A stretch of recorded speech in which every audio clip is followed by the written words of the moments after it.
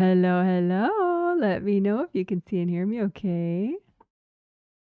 This is going to be fabulous. It's going to be a group healing. Well, first there'll be a discussion, like a preview of techniques and stuff for the healing. And then there'll be the group healing where I heal 132 people in 11 different countries. The 11 or 12? 12 different countries. How cool is that? And then after the healing, there will be a brief Q&A discussing topics related to the healing. So let me know if you can see and hear me okay. Oh, thank you so much. And if you wanted to say hi at this point, you certainly could. You could say where you're viewing from, just say hi, whatever. I will read those comments briefly before the healing starts. And any comments or thumbs up does help YouTube to like the live stream better and show it to more people, which, you know, is probably a good thing. It's definitely a good thing. So that's my thumbs up for you. Alrighty. Thank you for my confirmations. How about that? I'm only an hour and a half after the earliest possible start time right now. I really tried hard this time. Okie doke. And I wrote the date, today's date, January 11th, 2026 there. It just helps me to like get used to that it's January already, that it's 2026, you know, when it's a new year. So maybe if you're like that too, that, you know, the more you see the new year, the less you're going to mess up and write the last one. Let's see. So,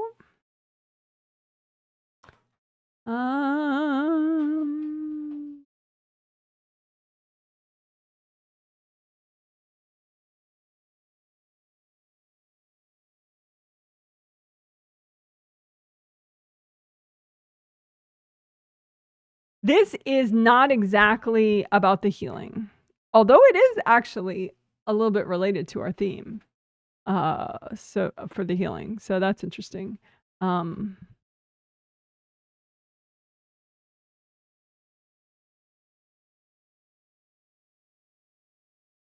Okay, so I am not really into astrology. Not that I don't think it's legitimate. It's just I don't find a need to know a lot about it. Just because I hear angels and I have intuition and I know how to work my energy a lot. So, you know, there's that. But it is real, you know, the in-depth stuff, not the like, you know, here's your sun sign, so that decides your whole life concept, you know, not the overly simplified stuff. But anyway, so Chinese astrology, I haven't really known much about. I know a little bit about it. Like I was born in the year of the dog. And dogs are very loyal and all that, which I would say is very true for me. But this year, Chinese New Year is like February 6th or something. And this year, this February 6th, or I think it's the 6th, 2026, is the, you know, the new year. And so this year is not only the year of the horse, it's the year of the fire horse. And apparently fire horse, it hasn't been a fire horse year since like a long time ago, like 60s or 70s or something, you know, decades, many decades ago. We had the last fire horse year. And if you Google it, you'll know just as much as, or I you know, I say Google just as an expression, but I don't use Google anymore. I use DuckDuckGo, which is an aside, but you know, because the big companies, they can do surveillance pricing, which is I really have a problem with. But in the US, they're never going to regulate against it, probably, because of how our politics go. But so they can, with surveillance pricing, if they learn stuff about you, they can then change the prices that you see on different websites. So you'll actually see higher prices, for example, if like they see you doing searches about funeral and obituary and all that, they'll yank up the airline prices that you are shown, or they can. it's legal for them to do it, and they have apparently been doing it. So you're shown higher prices because they have determined by surveilling your searches that you may have to travel soon, and it's not like oh, gee, maybe I will if it's affordable. It's like, I have to get, to this other city soon, right? So they'll yank up the prices. So, screw all that. So that's why I stopped using Google, and I rigged my devices to use DuckDuckGo. And I think there are other search engines that are private like that. Okay, so this has been a big detour before I got to it was Chinese astrology, but it's also talking about search engines.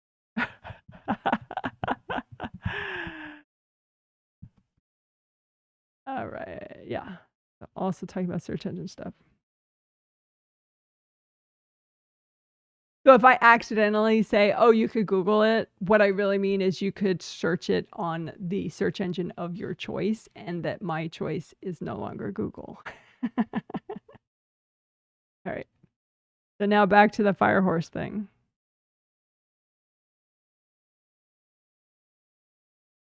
Firehouse, fire horse. Big difference.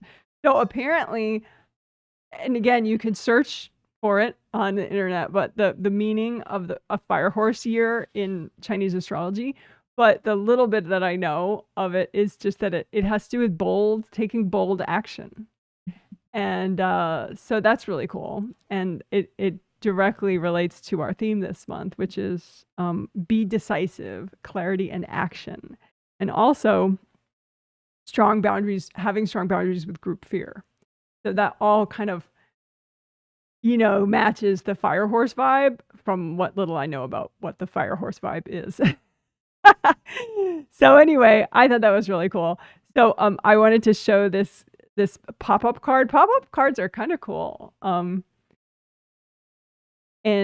anyway, so this one, it's like $9 on Amazon. Of course, Amazon is arguably evil as well, but so this is a little pop-up card for the year of the fire horse. And so it's like, you open the card, it's like, oh, just this little greeting card, oh, here we go. It's just, somebody got me a card for New Year's. And then, woo, it shows the fire horse. So anyway, I just thought that was cute. And cool. And, maybe if you need some boldness, inspiration, you could get yourself a fire horse card or something and inspire yourself. The envelope is gold too. Hello. That was $9 on Amazon. If someone needs the link, you can post later and after the stream, and I'll reply with the link. But I mean, you could just search Amazon if you want, or your purchasing location of choice. But anyway, so I just thought I'd mention that. As I said, usually I don't do much with astrology personally, but that I figure that this is the year of the fire horse, coming up, is like too cool to ignore for me. That's just too cool. So there's that. Okie doke. Now,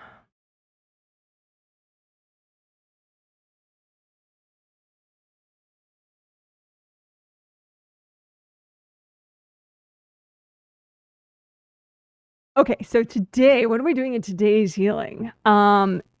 We are doing very cool stuff. The theme, and we will maybe adhere more closely to the theme than we often have.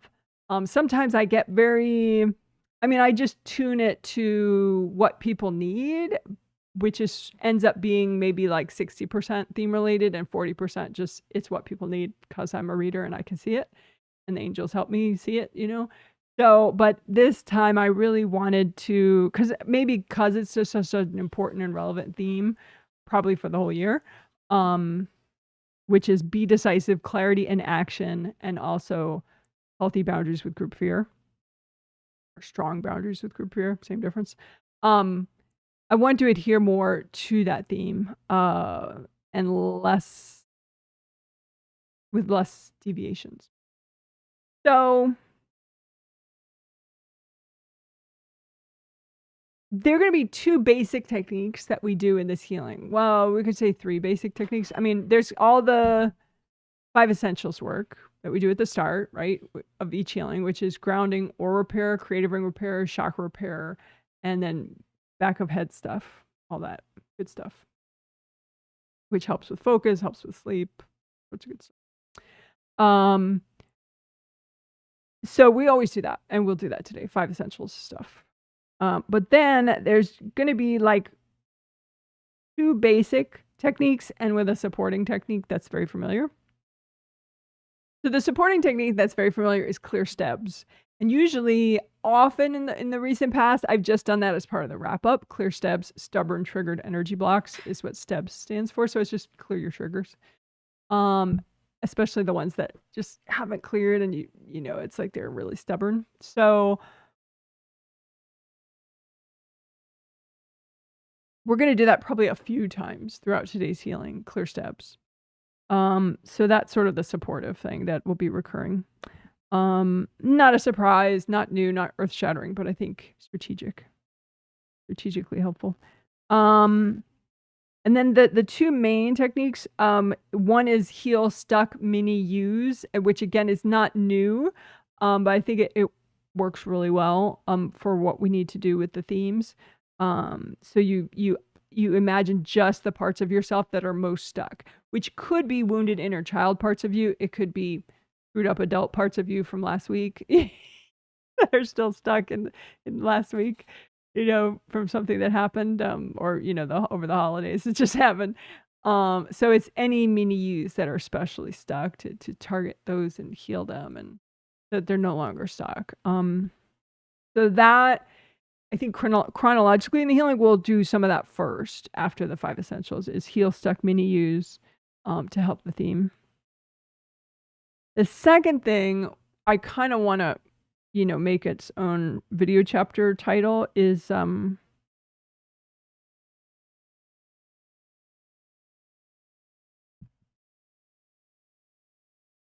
so efficient ability rivers. We'll do that in a few different ways. But to unblock a river that represents your ability to efficiently process blah, blah, blah. You know, efficiently process whatever you're stuck on, efficiently process, because, and it's a cousin of what we did 3 days ago. And thank you for everybody's surveys. That helped me reflect and tune it a little bit differently for this one. So it'll be like a new and improved version of what we did 3 days ago. What we did 3 days ago was we unblocked a river towards the very end of the healing. We unblocked a river that represented your ability to process emotion, which is cool. And I think it really helped. But efficiently processing versus processing, that's what I want to hone in on today. So efficiently processing is like, you don't need a ton of extra sleep. You don't need to, you know, veg out and watch K-dramas for 3 days. You know, you don't need to, you know, to get through something efficiently, you know, because maybe you have an interview tomorrow, or maybe you have an exam that you have to study for, and that's in a couple weeks, you know, and every day really counts. Maybe, you know, you have to get to bed at a certain time. And if you don't, like, your timing is kind of screwed the next day. And so being efficient to clear what you need to clear, efficient as in time efficient, maybe financially efficient, you know, because sometimes people spend things, they spend money and they purchase stuff that they didn't really need, but it helps them to process. It helps them because of what they're going through. So if we can help you to efficiently process, then maybe, you know, those extra purchases wouldn't be necessary. The extra hours of sleep beyond what's the healthy minimum wouldn't be necessary, you know, that kind of idea. So that's the idea we're working, is efficient ability rivers, your ability to efficiently process, like to clear whatever you're stuck on. Also to clear whatever's in the way of the theme, you know, being decisive, having clarity, taking action. You know, what's in the way of that? Can you efficiently clear what's in the way of that? You know, versus, because otherwise it's like, it's not like you don't clear it, but you might clear it like a month and a half from now. You might clear it a month and a half, you might finish clearing it a month and a half from now, so you don't really realize, oh, it was the healing. And plus, then that month and a half was less well used because it just took longer to do something. So I think once we do it, it'll make more sense. And I think it could be pretty enjoyable to do as far as self-healing later. Because I know I did use I don't always use these live streams as walkthroughs in my own self-healing because I know the techniques super well. I designed them, so I can just freestyle, whatever I need, blah, blah, blah. But, I do use them sometimes because, I need the vibe. It's a good vibe, good techniques, whatever, and so I did use some of the techniques. I mean, I like listened again to some of the Thursday live stream, the last healing. I did the denial mind garden work, and I did the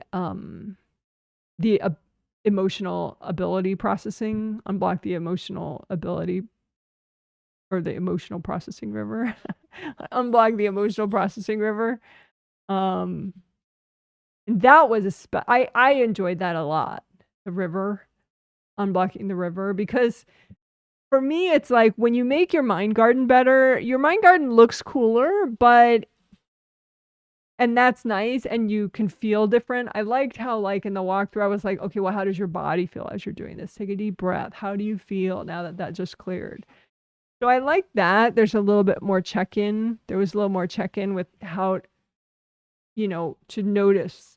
Because sometimes the effects as you're doing it are so subtle. But if you do take a second to notice and breathe, you're more likely to notice them.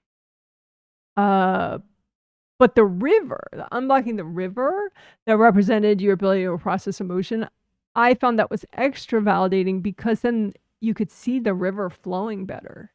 And, maybe not everyone can see, but, if you imagine, maybe you get a sense of that. So I felt like it was more dramatic, the difference. Like if you visualize it as a river than if you visualize it as a garden. So, whatever. That's just me maybe, but that's why we're going to do a lot of rivers today because I thought they were really cool as like an end user of the technique. I mean, because either way, they're effective for me as a healer when I'm healing other people, but so hopefully you enjoy the river stuff.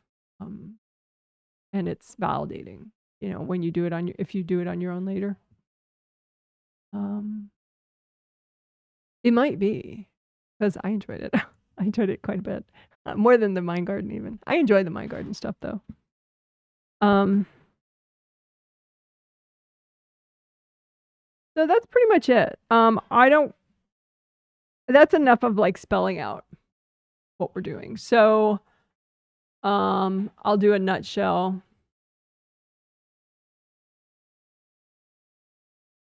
So the nutshell version, it's more theme related than usual, like more of the post 5 essentials work, the second half of the healing. More of the second half of the healing is very tightly focused on the theme than usual.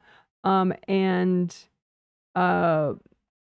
remain techniques. One, heal the parts of you that are the most stuck. Like imagine little mini yous, heal mini yous that are the most stuck and heal them.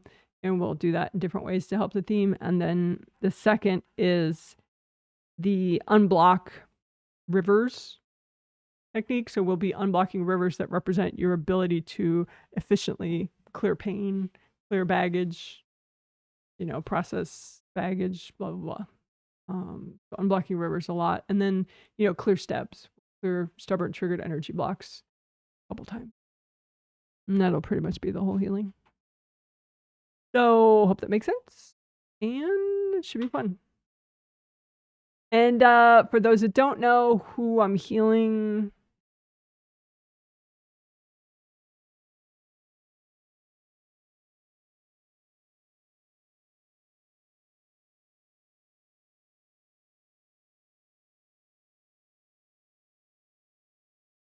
so if you don't know, because you're new to my work and you just found this video or this live stream, who I will be healing in this live stream is the people that purchase the healing in advance on my website. And that's my website address, jwhealing.com. And so you could buy a set of healings. It won't be for this healing, though. It'll be for late January, the January twin set, or the 2 February sets are for sale right now as well, of multiple group healings in the set. And in my opinion, they're very reasonably priced. If the regular rate is not affordable, there are lower financial need rates. So, you know, you might be surprised at the pricing. Try to be very accessible. And of course, this information is free. The techniques are free. You could use this as a walkthrough for free. Later, it'll all be in video chapters within a day and a half or so. So you can hop around and, that's all free. The instruction, you can learn to do these techniques. I will be saying out loud what I do as I do it. For that reason, because it's instruction, so people could learn, maybe a technique or two that they weren't aware of before that, is interesting for them, or maybe they know it, but they just like walkthroughs. People really do like that. A lot of people like walkthroughs. So that's the gist of it. Alrighty. And I do say what I'm doing as I do it. That's how it's a walkthrough. And it's a walkthrough for, obviously this is healing. I'm doing my best that I can. So there are some aspects of it that are somewhat advanced, but I think an adventurous newbie, intermediate self-healer, advanced self-healer, pro healer, even any of those groups could find cool stuff in this.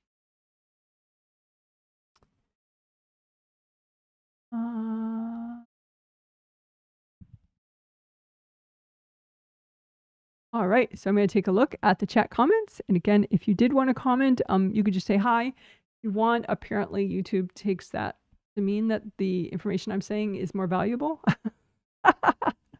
which to me is sort of illogical, but whatever.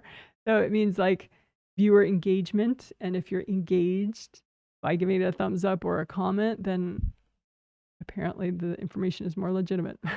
So feel free to engage if you wish. Because it helps the video and the live stream be shown to more people. Okay, we can see and hear you. Thank you. Hi, Janet. Looking forward to this healing. Yes, me too. Hello, Janet. Hello to you. We can see and hear you. Hello, hello. It's 60 degrees and mostly sunny where you are. Well, that is glorious. Now I'm curious where you are. You're definitely not in Olympia, Washington, because it's very cloudy, almost completely dark. And I don't think it's currently raining, but if it's not currently raining, it's about to, I'm sure. For like the next 4 months, pretty much, next three or so months. That's the case where I live. Someone says, hey, Janet, I can see and hear you from DC, Washington, DC, the capital of the United States. Well, hello to you. Someone says, it's a metal monkey. I'm a metal monkey. A metal monkey. I do not know what that pertains to. Metal monkey. Oh, you were talking about Chinese astrology, and I said I'm a dog. Yeah, I was born in the year of the dog. So you're born in the year of the monkey, and specifically metal monkey. Well, maybe later if I remember that, I'll look up what the heck that means. I mean, I know it's an astrological thing. That's cool. Hi from Chicago, 33 and clear, 33 Fahrenheit and clear. So that's just above freezing. For the rest of the world, that is not backwards enough to still be on Fahrenheit temperature system. Hi, Janet. Light snow in New Hampshire. How about that? Believe it or not, knock on wood, we have not yet had snow this year. in Olympia, Washington, in the Pacific Northwest of the US. We've had so much rain, like crazy amounts of rain, but no snow yet. So it says, hey, Janet, 55 degrees Fahrenheit, mostly sunny in San Francisco, California. Well, well, that sounds pretty special. And that's why, ladies and gentlemen, you can garden year round in Southern California. Not that I'm in Southern California, but I am envious of that.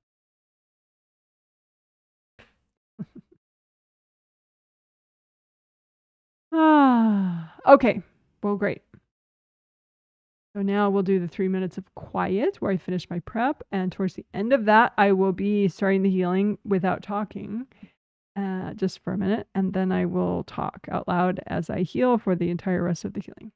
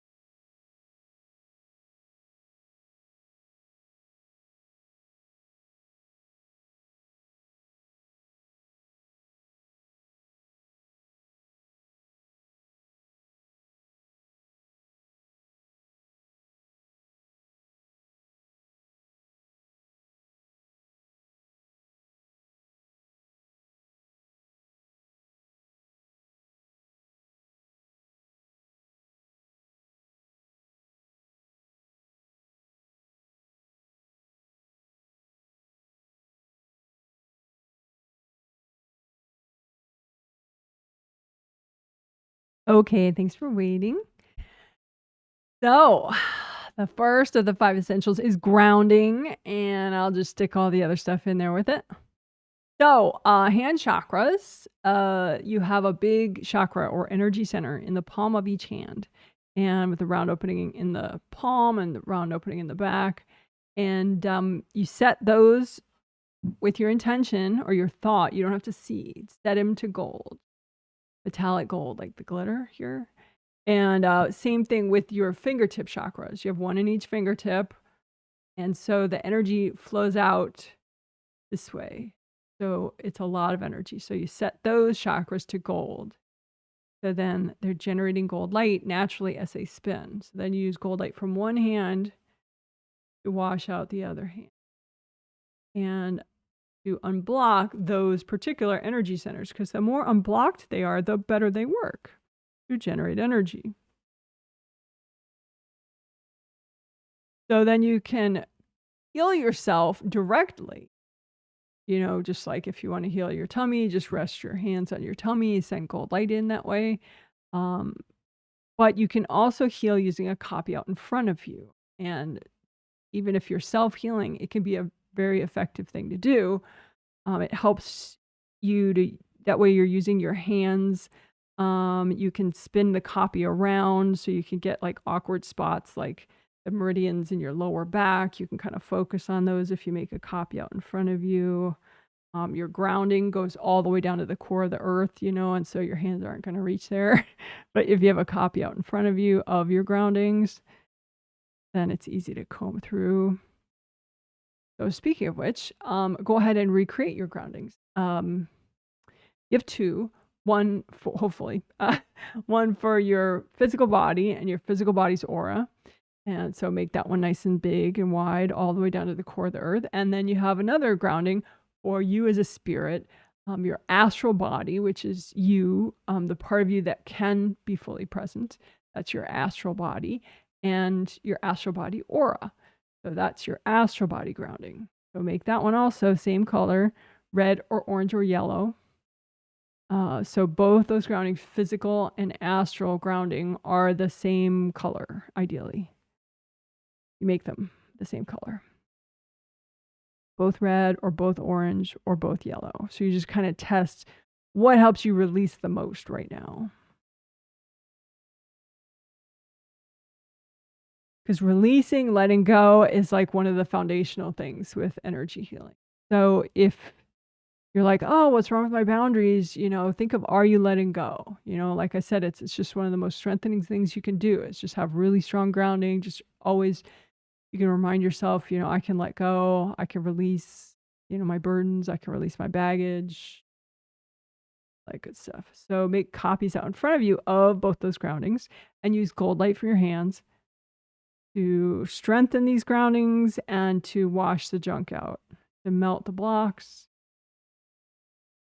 The blocks can look like bricks or big black shelves, you know, hard things in your grounding that block the flow. And so you just surround them with so much gold light that they melt away.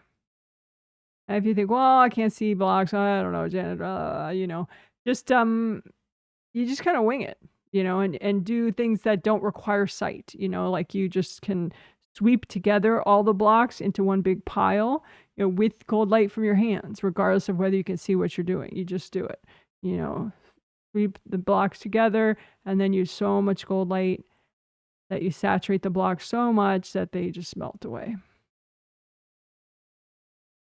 Indie grounding is where you use gold light up and down the outer surface of both of your groundings, and you melt away anything that's sticking out. So that could be connections to other people's groundings, or it could be hard objects that people have thrown at you. Go ahead and melt all those away. Definitely want your grounding to be just for you, even if you have young kids. I would say especially if you have young kids. It's much better for their growth and development and your sanity if your groundings are not connected.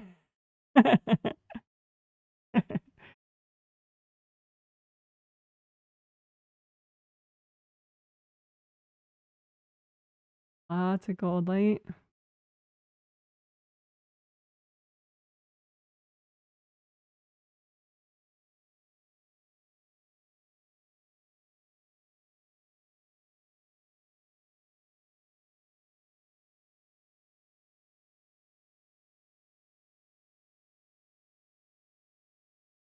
And you can, maybe you have a corner of your grounding that's like the never mind, I'll do it later corner of your grounding.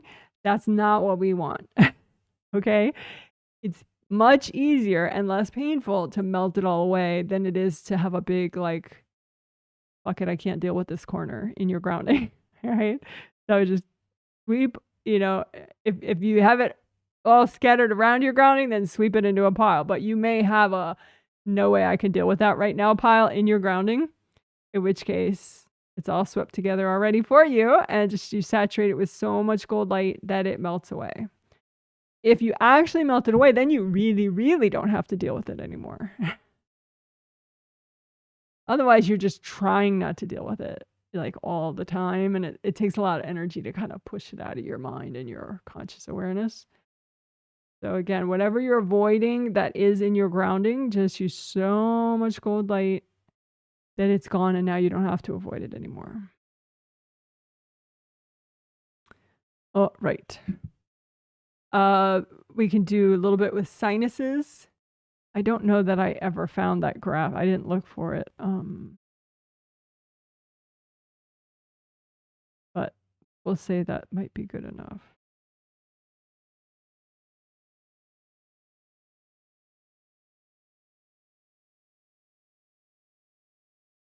Oh, for some reason, here it is. All right, fine, whatever.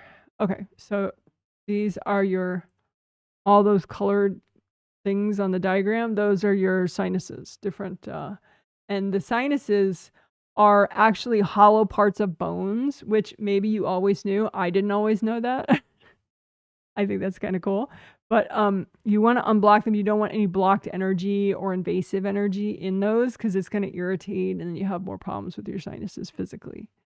So just comb through a copy of your head out in front of you, especially all those sinuses, and just use gold light and imagine any energy blocks that are healthy and gentle for you to get rid of in these sinuses. Also, the big pink area, which is labeled as the nasal cavity, it's basically like inside your, if you go in from your nostrils, there's a big hollow cavity there. That's your nasal cavity. So that too, you want to unblock that too.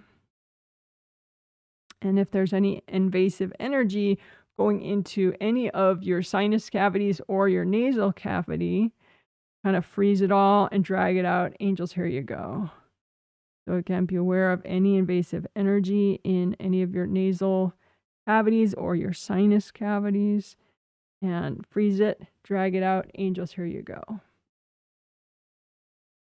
Now, I did harp on it quite a bit. Hopefully it didn't feel like I was harping on it, but I did speak on it quite a bit in the last healing on Thursday about how physical stuff affects your energy boundaries and vice versa. So energy boundaries affects physical stuff, but also physical stuff affects energy boundaries. So you could have picked up a bug because you were around people or surfaces that had, like flu germs on them or something, or your partner got the flu or whatever, so that's a physical thing. But it also can and usually would weaken your energy boundaries, which is why I was encouraging everybody, if you need physical care that you're not giving yourself, just a heads up, like don't underestimate keeping your physical body in as top condition as you're able to keep it in. And maybe that means you need to go to a chiropractor or a dentist or a massage therapist, or you just need to do your daily stretching more often, or your hydration and get serious about your sleep, whatever you need to do. Because you're going to feel it when your energy boundaries are screwed. And they'll be more screwed if you don't keep your body in as top physical condition as you are able to, given, reality. So that was a little side speech again.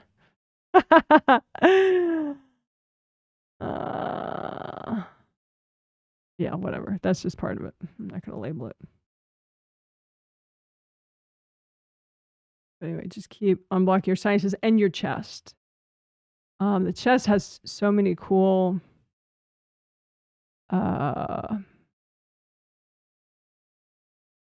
meridians and stuff.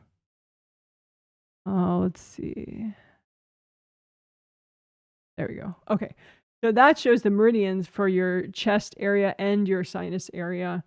I mean, the ones that are physically responsible for it. Sometimes, I mean, that physically go through those areas. Sometimes you'll have a point, you know, like here that helps your sinuses. And you're like, well, how does this help your sinuses? But, you know, it's because, you know, traditional Chinese medicine is cool that way. Well, and you know, it could be, you know, this meridian actually does, you know, the large intestine meridian that starts in your finger, I believe, this index finger, it does go up, and that's the dark brown one that ends in your on either side of your nose. So that's probably why it helps. But anyway, it's just cool. But anyway, but unblock just the physical area of your chest and your sinuses and drag out anything that's healthy and gentle to clear. Just say, angels, if there is any invasive energy hooked into these energy blocks, can you recycle them? And then just keep using so much gold light that the blocks melt away. You could imagine a river that represents your respiratory system, because, you know, it's for most of my clients, except Australia clients, it's winter right now, and it's more likely that respiratory bugs go around in the winter, although a flu in the summer, that does especially suck, in my opinion. And it is possible. But whatever. So you can imagine a river that represents all your any part of your energy system. So including, you know, like this acupuncture point all the way in your hand, you know, whatever helps your respiratory system. You know, just I'm not positive that large intestine 4 helps your respiratory system, but I have a feeling it does, because it helps like 200 things. This lung, a large intestine 4 point that's in the chubby part right there. But anyway, you can imagine a river that represents everything that would help your respiratory system, and just unblock it, you know, to the extent that's healthy and gentle to do at one time. Use so much gold light, unblock your respiratory system river, we'll call it, right?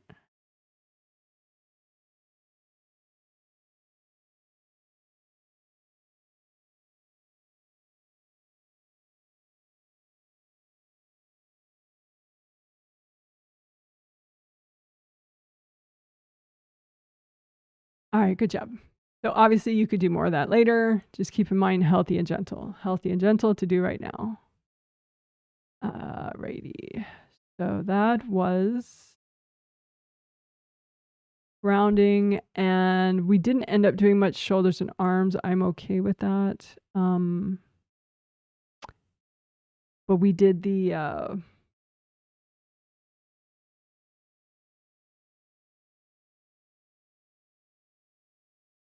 we did 2 extra things. A river.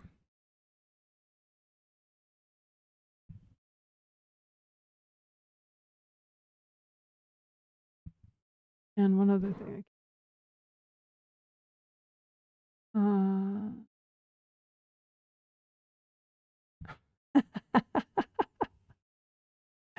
about that?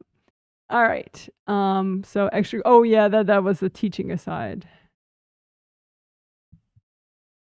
Plus some teaching soapbox stuff about immune system and taking care of your body and how it affects the strength of your auras, and, you know, all the strong boundary stuff that everyone always wants. Okay, good enough.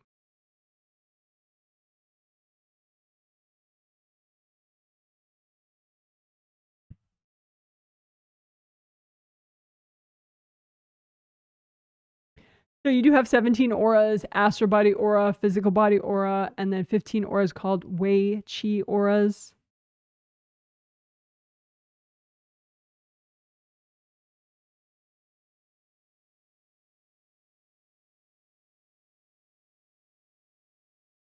So Wei Qi is a traditional Chinese medicine concept. It has to do with boundaries, your boundaries with external forces that could, get you sick and stuff.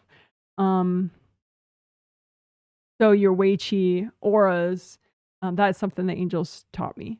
So you have 15 Wei Qi auras, and you have your astral body aura and your physical body aura. But it's easy to heal them all.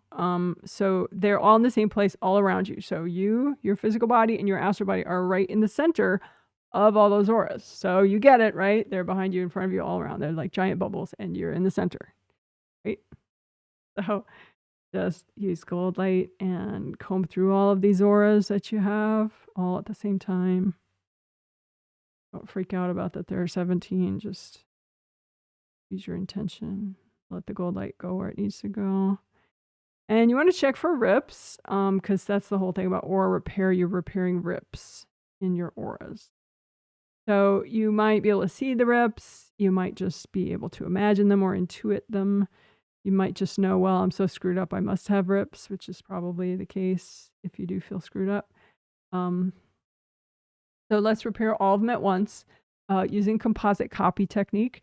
So you imagine an image of a rip, and you say with your intention, okay, this rip represents all the rips that I have right now in my 17 auras.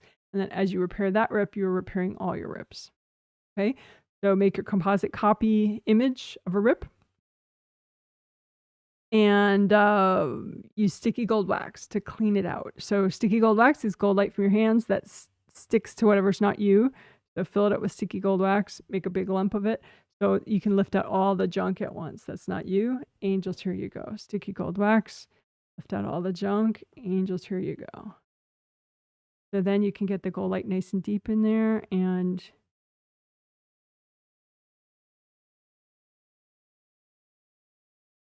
really make sure you get the gold light to permeate those ripped surfaces, because there are invasive beings that kind of plaster themselves on the ripped surfaces. And that's how sometimes your aura repair is not as effective, because it's like the invasive beings keep you from repairing. So much gold light that then everything starts to repair.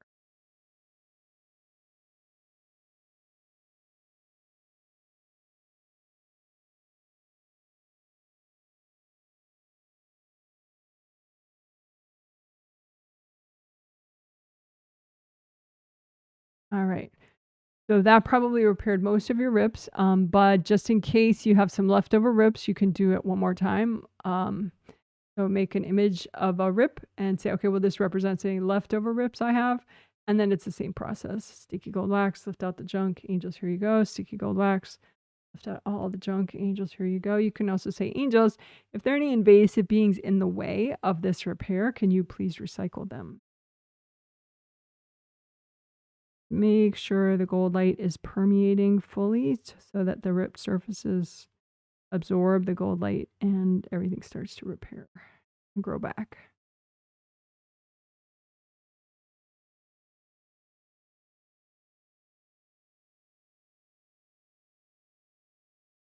All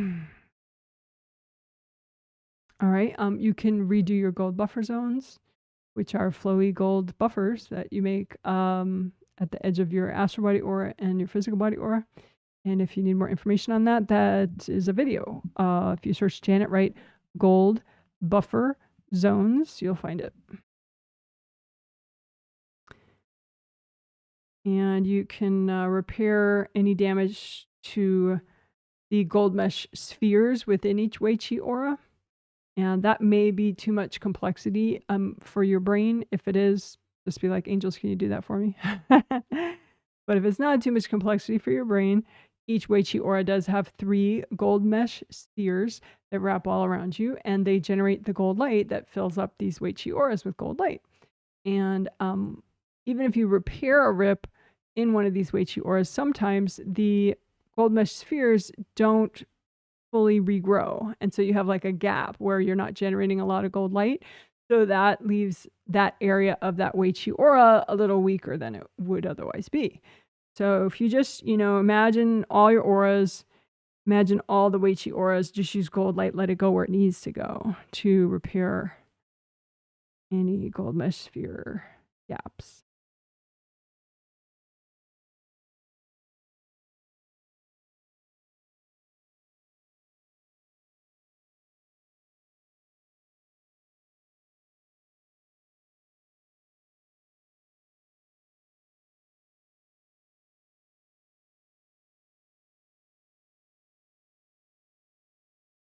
Right.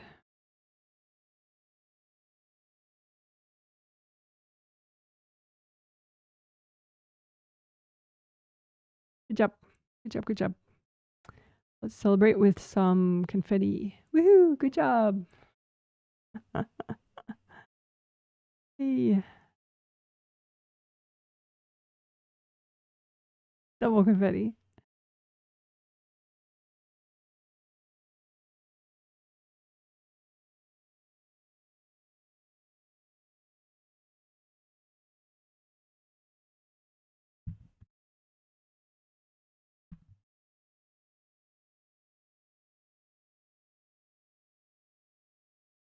Okay, so creative rings are a part of you as a spirit, your astral body. They are above your astral body head in your astral body aura. And they're just 3 gold rings, and they're important because they generate gold light, and you have to pass through them when you wake up and go out.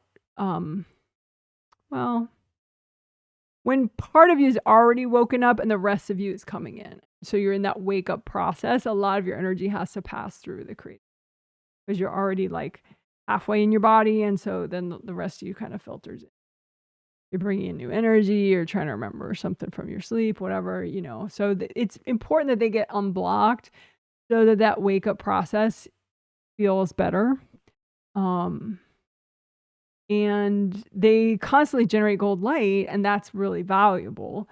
And also they're just right next to your 7th chakra, so if they get sort of compromised, and like your bossy sister or somebody is courting them and sending her drama in there, it can really rattle you. So they're good to take good care of, basically. So just imagine a copy out in front of you of your 3 gold creative rings, and use a lot of gold light.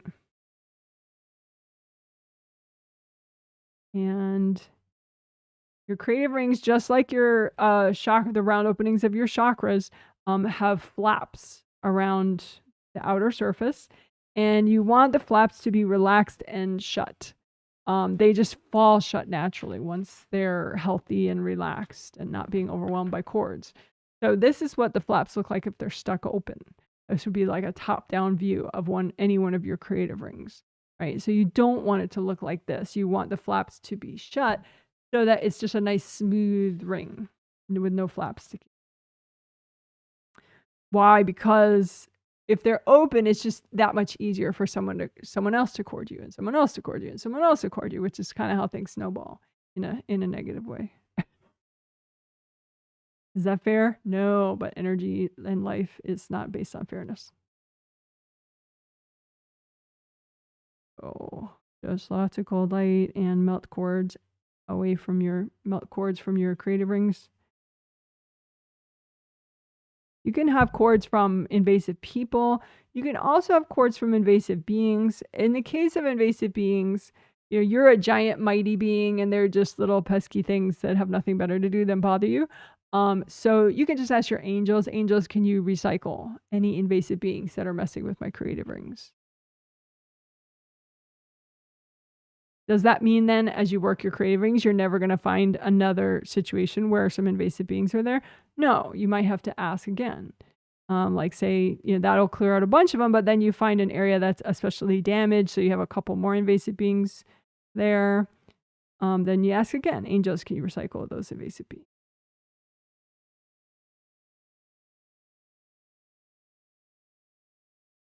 So just use so much gold light, you're melting away blocked energy.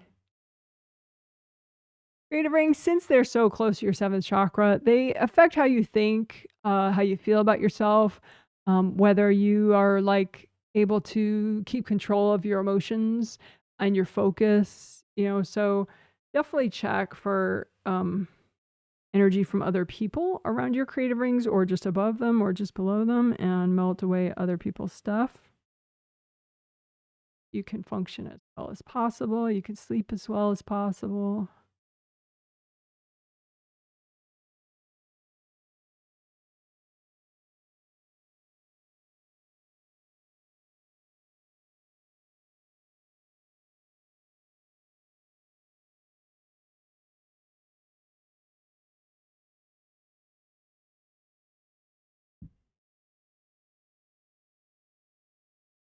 All right. And then as those flaps fall shut, then sometimes you get a really nice, often you get a really nice chain reaction down your major chakras along your spine. And the flaps for those chakras can relax and fall shut as well. As like a nice ripple effect. It's not perfect because one of the chakras may be damaged, in which case that one didn't, all the flaps didn't close on that one. But it's still cool. If you have any damage in any of your creative rings, it could look like you might just notice the invasive beings like clustered around it because it's leaking energy because it's damaged. But first, you might just notice like a big cloud around it, and that's just a couple invasive beings. So you say, angels, can you recycle those invasive beings? And then once you feel like they're all cleared out, then use so much gold light, then the wound, whatever is there will heal up. If there's something sticking there like a hard object, then you lift out the hard object, give it to your angel. And then use so much gold light that the gashes fully repair. So take a couple deep breaths, feel how that is, feel how your hips feel, how your tummy feels, how your legs feel, shoulders, your arms, your neck, your fingers, your toes.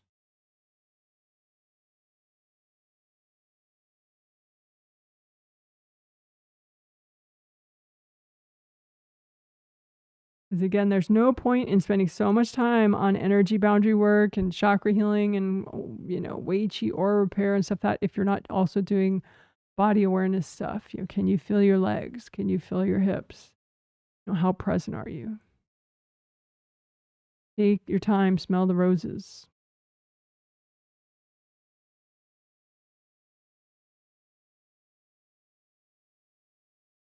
Sometimes you really feed into the fear by not smelling the roses, by not, trying to walk your body through some relaxation. Take a couple deep breaths.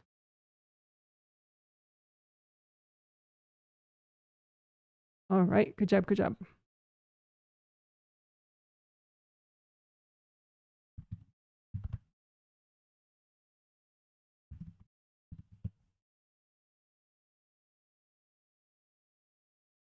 Okay, so we will again use composite copy technique where you imagine one image of a chakra that represents all your chakras, all major and minor chakras of your body and spirit. So that includes not only the 7 physical body chakras along your physical spine, these 7 astral body chakras along your astral spine. Those 2 sets of 7 chakras I would call your major chakras. And then just to call them something different from all the other chakras, I call your minor chakras, even though they're very important.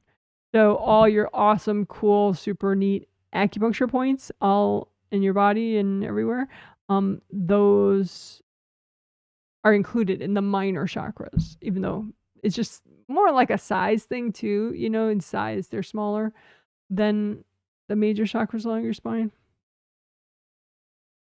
But anyway, so let's work all of them at once. All major and minor chakras, all your chakras, right? You just make a copy of a chakra out in front of you, and this is the basic chakra shape for all the chakras. Obviously, not this big. But I say, okay, well, this represents all my chakras, and then use gold light to repair and unblock and melt cords. You can say, angels, can you recycle any invasive beings that are messing with any of my chakras? And you want your intention to be that throughout this healing, I would suggest you're going to do what's healthy and gentle to do right now. So you don't want to, in my opinion, you don't want to see like every energy block that, is possible that exists in all your chakras. You want to see what's healthy and gentle to clear right now. So then that way you're not going to clear too much for right now. So just imagine the baggage in and around your chakras that's healthy and gentle to clear right now and melt it away with gold light. Imagine any damage, like cracks, gashes, missing chunks, and repair those with gold light. Melt cords going to other people. For invasive beings that are messing with your chakras, again, just ask the angels. Angels, can you recycle any invasive beings that are messing with my chakras?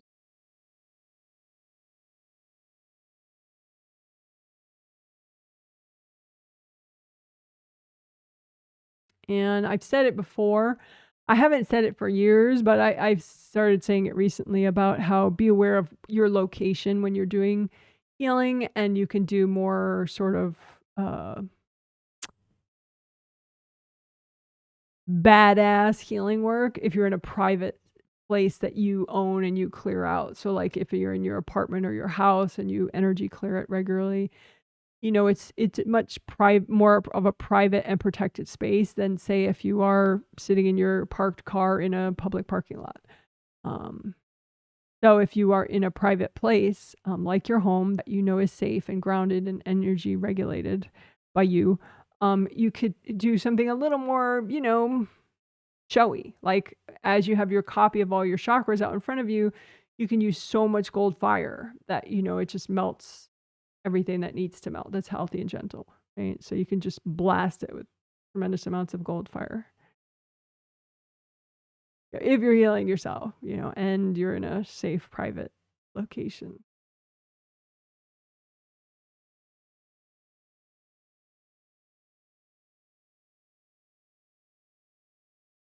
And you can melt cords. And again, angels, can you recycle any invasive beings that are messing with my chakras? And you can lift out baggage, that's healthy and gentle to get rid of. That's blocking up your chakras. Just lift it out, melt it away. Lift out the baggage, melt it away with gold light. Lift out the baggage, melt it away with gold light.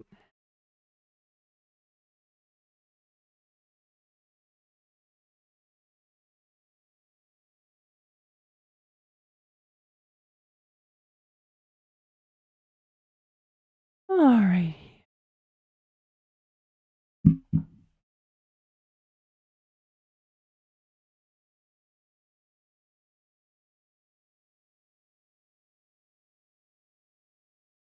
Good job, good job.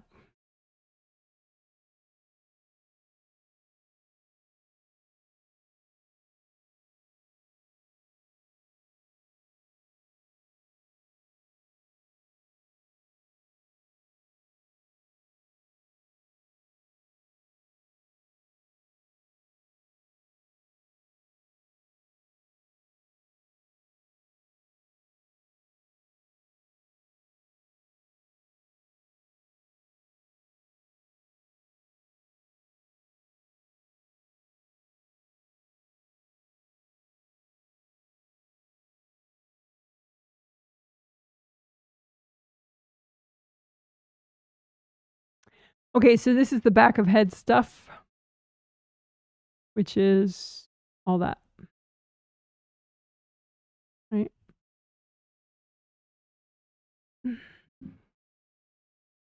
5 auras. You have 17 auras, but 5 of them are most critical for your strength of boundaries back here. Astral body and physical body auras, of course. And then the 3 meridians that go through your base of skull area: governing vessel, urinary bladder meridian, and gallbladder meridian. Those go through the base of skull area. So then those Wei Qi auras, even though they wrap all the way around you, those ones for those meridians are the most key for this area. So those auras. So we'll especially repair and unblock those 5 auras as we work all the stuff back here. The good karma windows, which are back here in the astral body aura layers, and then the base of skull acupuncture points, which are in the physical body. Although, yeah. Okay. So let's do it.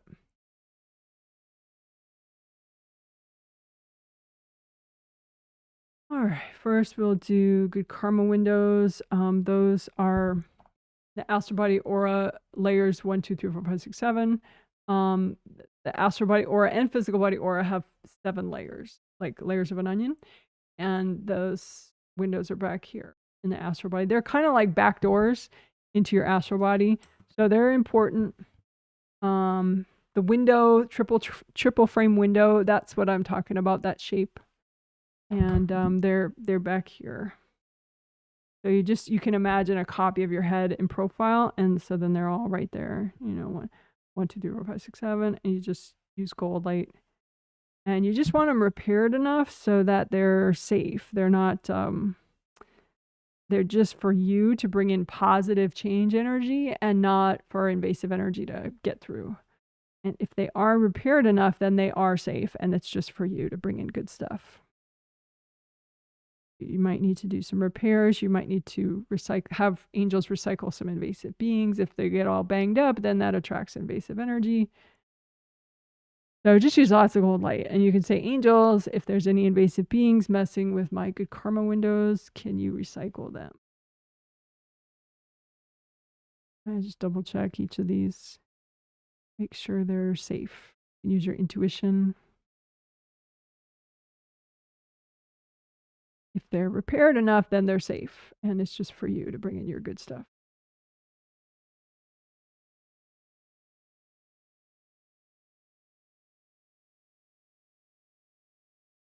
Angels, can you recycle any invasive beings anywhere near the good karma windows?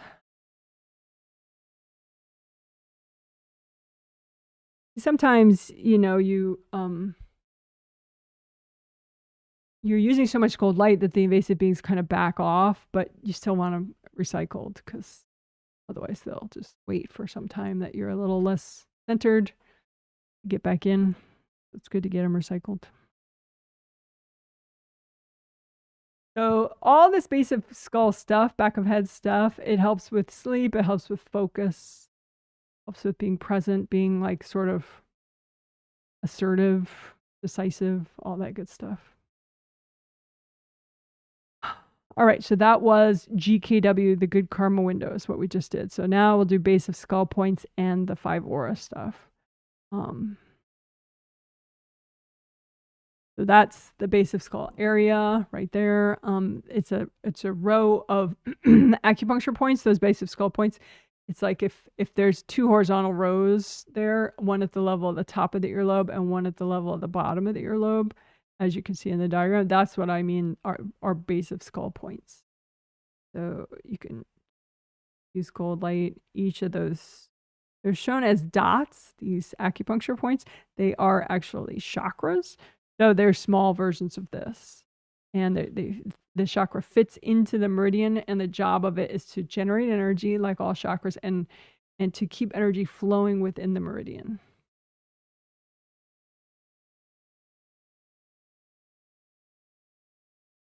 So, and all those letters, let me see, it's not showing well.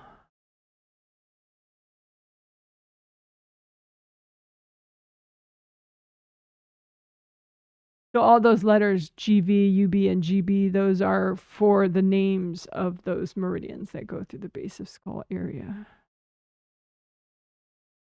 So GV, that's the one I'm working on right now. That's the one going up the midline of the back. Governing vessel meridian, GV, governing vessel.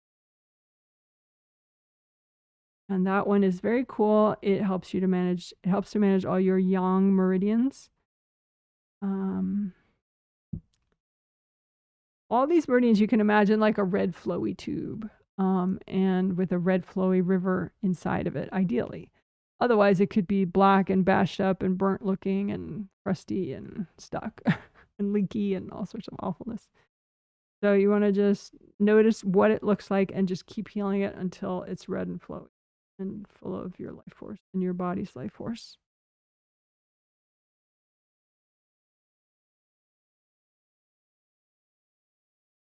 And as you heal a meridian, you can comb outward and unblock the auras.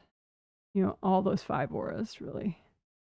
So all those 5 auras: astral body aura, physical body aura, governing vessel, urinary bladder meridian aura, and gallbladder meridian Wei Qi aura. So they're all Wei Qi auras, except for astral and physical, of course. So astral body, physical body aura. So all those 5 auras right back here, just so unblock and repair them.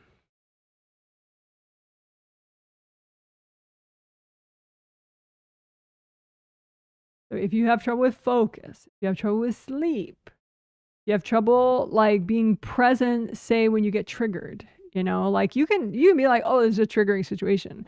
But there's a difference between, okay, I'm still here and I'm triggered, or like, woo, I just left the building and I'm triggered, you know, right? And so how unblocked you are here can be the difference between, you know, yeah, I could get back to sleep, or no, I couldn't, or I can't study for my test, or but now I can. You know, it makes a big difference, this area back here. So unblock it with all the fierceness you can muster.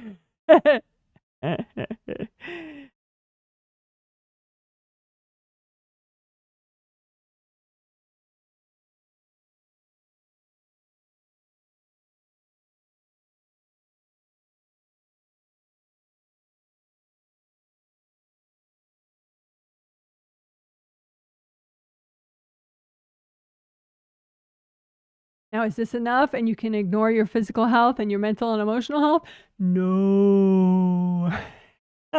It's all interconnected, and all one thing strengthens the other, okay? But this is a big part of it. So at least a third of being healthy and well is the energy stuff.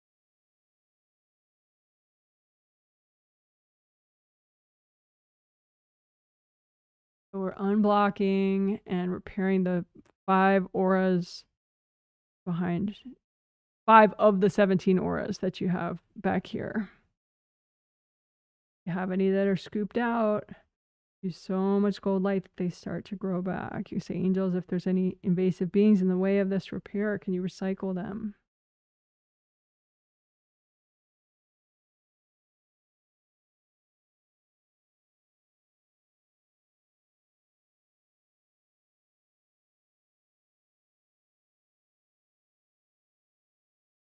So I'll just do a little bit extra on the other base of skull points. So the yellow lines, that's in the diagram, that's urinary bladder meridian, well, the meridian itself, which is very cool. Starts in the corner of the eye, goes back, goes from 2 branches into 4 branches as it goes right there in the diagram, and then it goes back and down the back of your legs.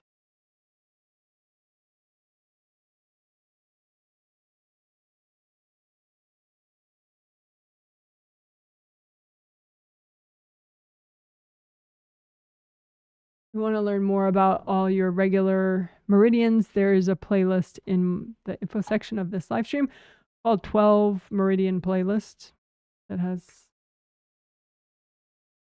a lot of them. Gallbladder meridian, that's the outermost one in the base of skull area. It's like a blue-green in the diagram.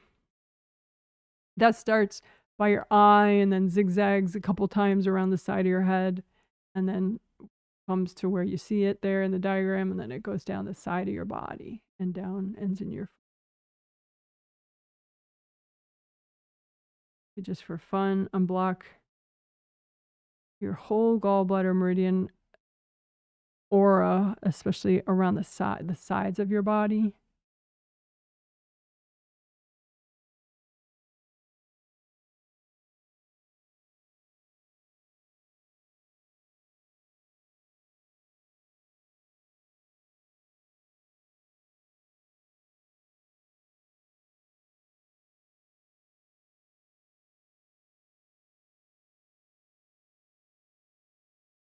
Area, all the 5 auras, which includes your gallbladder meridian aura.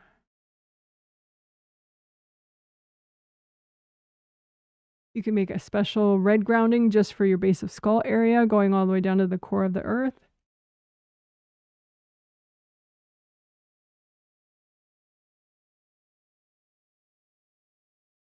And this generally will move you more into your base of skull area. So then you may feel like if there are 1 or 2 invasive beings, just ask for those to be recycled. Angels, you recycle any invasive beings, making my base of skull area feel weird.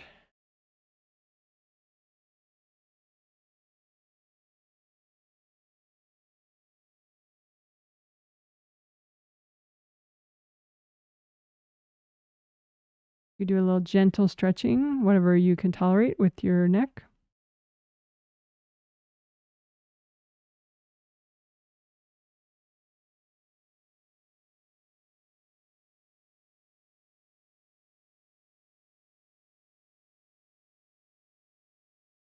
All right. Good job. Good job.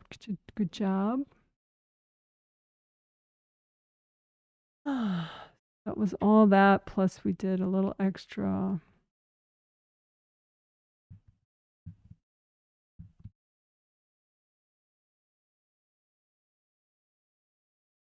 Of your whole gallbladder, meridian, way to aura on the sides. Suck that in for fun. All right. Little geeky fun.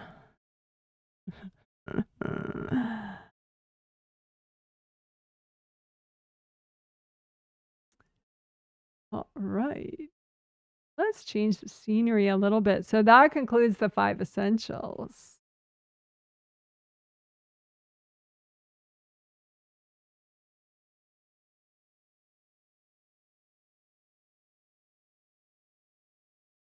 So now the 5 essentials are done.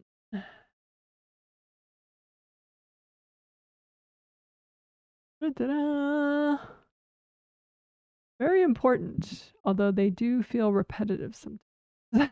That's a lot of times why I freestyle, because I can intuit like, oh, that all is good, or that, oh, I can do it in like 20 seconds. Okay, that takes a lot more time. Let me focus on that, So I like to freestyle my 5 essentials, but a lot of people like walkthroughs. You could use what we just did as a nice walkthrough, of course. Each of those 5 essentials has its own short video in the short video playlist, which is featured on my YouTube channel page.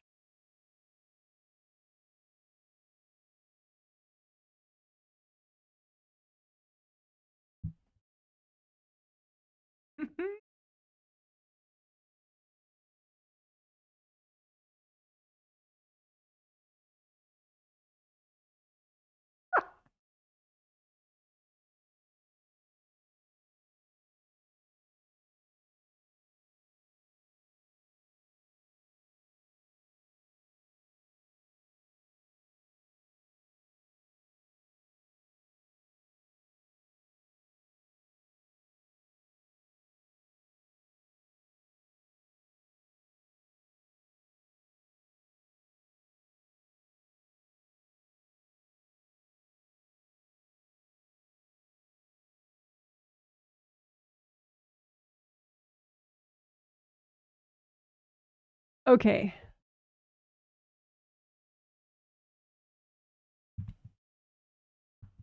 So in addition to all the themes that we already have, just because it makes me smile to add it, and that's priceless. We'll add an extra theme of sexuality. Rah, rah, rah. Get a little motion in your ocean. Which you can enjoy. Just say maybe you'll enjoy dancing to your favorite songs a little more. Or, perhaps if you are self-enjoying or with another person, that could enhance that as well. Or perhaps it'll just put a little twinkle in your eye and give you a little more joie de vivre. Regardless of your age. Okay. So that's the surprise extra theme that the angels just had me figure out. So first,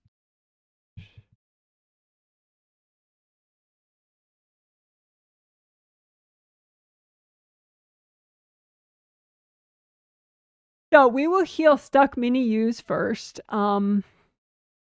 To help the theme, and well, the theme is complex really, because it's, being decisive, having clarity, taking action, having strong boundaries with group fear, and now sexuality. See.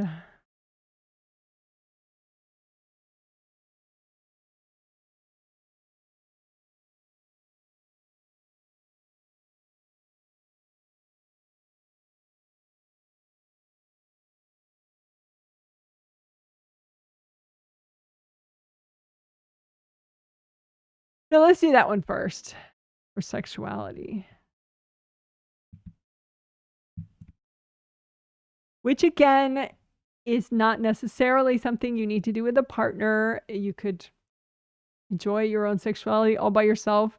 And it could just be, you enjoy music more, or you enjoy, food more, because sensuality and sexuality are like sort of identical twins, sort of.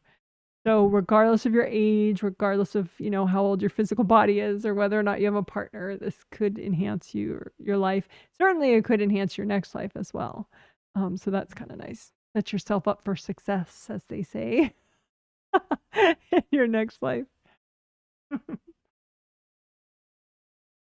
So,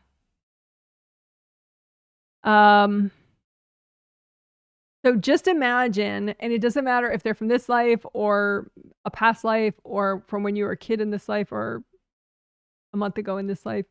Imagine stuck mini yous that are stuck regarding sexual enjoyment, sexuality, sexual liberation, all that stuff.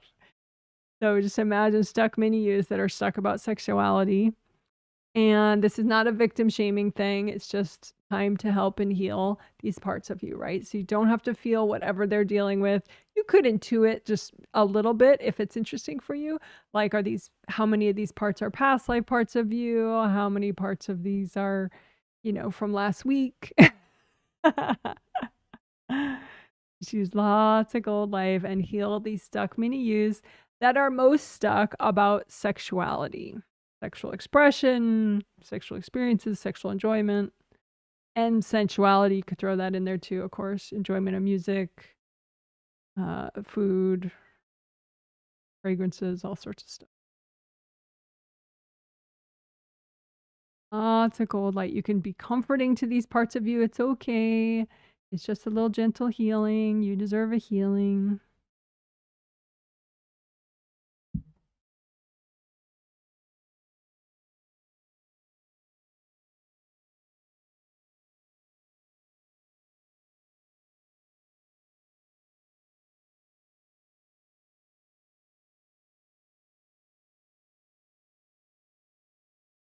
And you can say, angels, if there are any invasive beings messing with these parts of me, can you recycle them?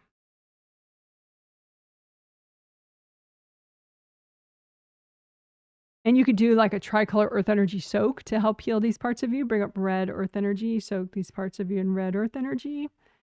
Bring that down, bring up orange earth energy from the core of the earth. Soak these parts of you with orange earth energy. Bring that down, bring up yellow earth energy straight from the core of the earth and soak these parts of you in yellow earth energy.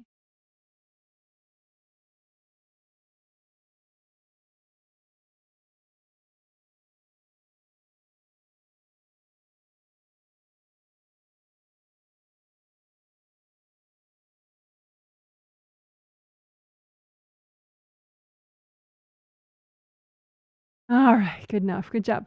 Woohoo! Let's celebrate with a little bit of confetti. Woohoo! Great job. All righty. So let's see.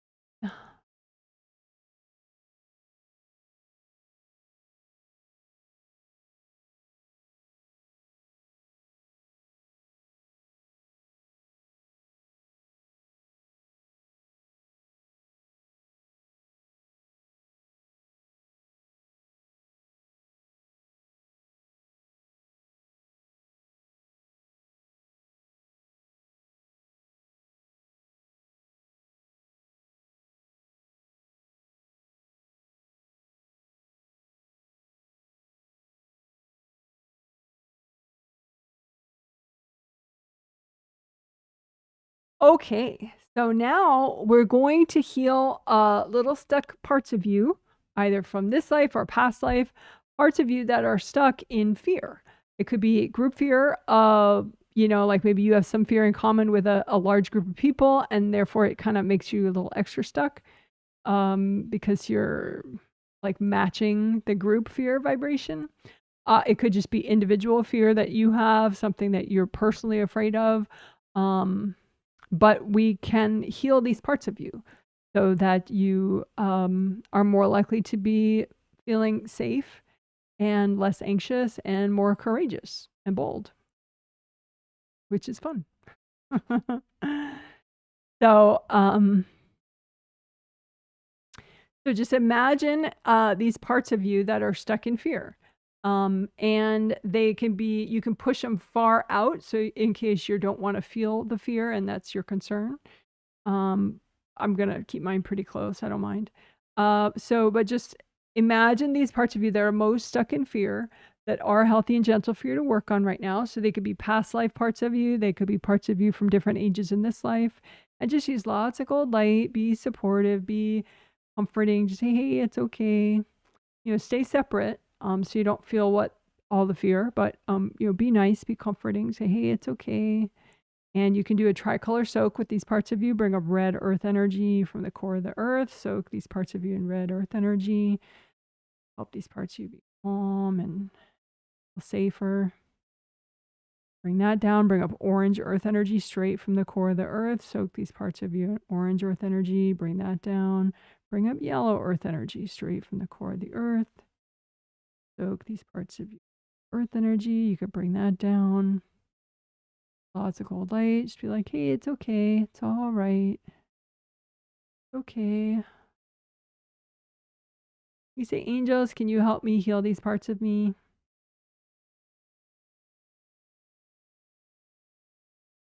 You can say, angels, if there are any invasive energies affecting these parts of me, can you please recycle those invasive energies?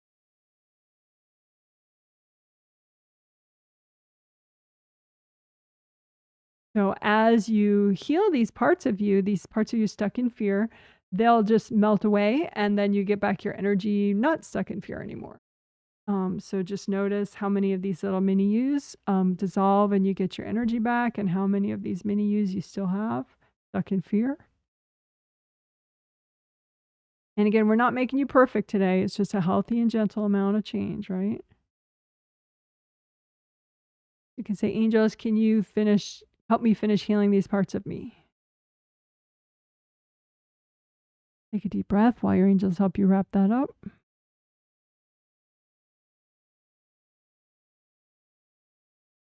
And if you do have any leftover parts of you still stuck in fear, you can wrap them up in lots of gold light and hand them to your angels. Say, angels, can you help me with these parts of me?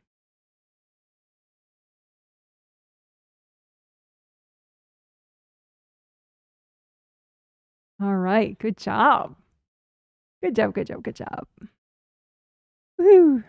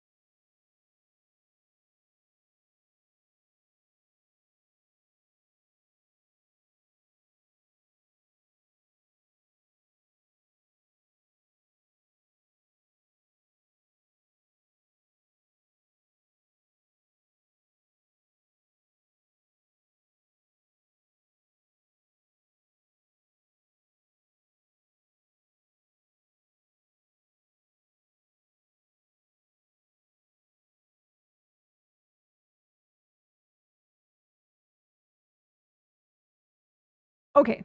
So now we're going to do it. We just did one for clearing fear, basically, including group fear matches. So now we'll do it for the other part of the theme, which is decisiveness, clarity, and action. Right? Decisiveness, clarity, and action. So we will heal stuck mini yous that are the most opposite of that, right? Which is the one parts of you that are the least clear and the most passive, like stuck passive. So maybe they're stuck in confusion, stuck in, whatever, right? So in order to help decisiveness, clarity, and action, let's do this. So you just imagine the parts of you out in front of you, little mini yous, could be from past lives or different ages in this life. And the parts of you that are have the least amount of clarity and are the most passive in like maybe a victimy way or some kind of a stuck way, right? So the most confused victimy parts of you, put that out in front of you, all those parts of you, and say, hey, it's okay. I can give you a gentle healing. Just be nice and supportive. Use lots of gold light. You can bring up red earth energy. You may not need to do the tricolor soak. You could just use red earth energy. And then lots of gold light.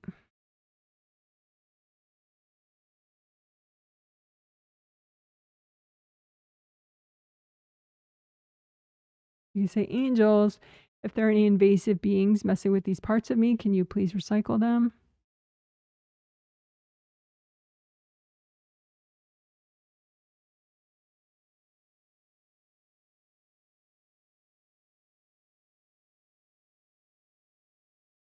Sometimes you might have other people's energy in your space causing you to either be confused or misled. Like you kind of like a little bit going on a tangent that's not really in your best interest if you have somebody else's energy affecting your thoughts. So you can just imagine if any of these mini yous are affected by someone else's energy, you could imagine it like in an easy way. Like maybe it's like a blanket on top of, like a blanket on top of that part of you, right? And so just lift the blanket of other people's energy off of these parts of you and say, angels, here you go. So again, if there's anybody else's energy affecting these parts of you that have confusion, that are maybe, misled or overly passive or stuck in victim energy, just imagine the other people's energy like a blanket over these parts of you that's easy to see and lift off, and just lift off the blanket, surround it in so much gold light, lift off the blanket. You could fold it up nicely if you want. Give it to your angels, say, angels, here you go. You don't have to fold it up.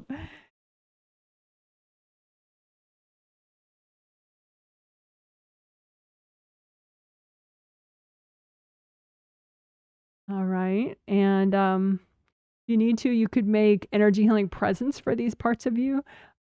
They could be flowers or, whatever, like gift bags or gift boxes, put the energy presents in whatever form you want. But just make energy healing presents for these parts of you so that these parts of you, are healed and more able to have decisiveness and clarity in action. So make the presents, say, angels, can you check my presents? And then put them at a respectful distance in front of these stuck parts of you and just say, hey, the angels check these presents. If you want them, they're yours. And just see if these parts of you take the presents. Either way is fine, of course. You just observe for fun. All right. And then as we finish up healing these parts of you, you can say, angels, can you help me to finish healing these parts of me?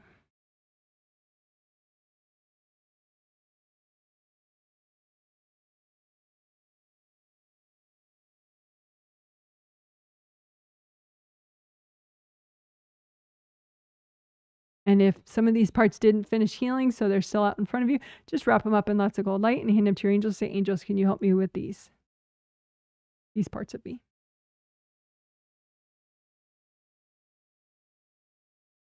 All right. Good job. Good job. Woo! Let's do some butterflies to celebrate that. Great job.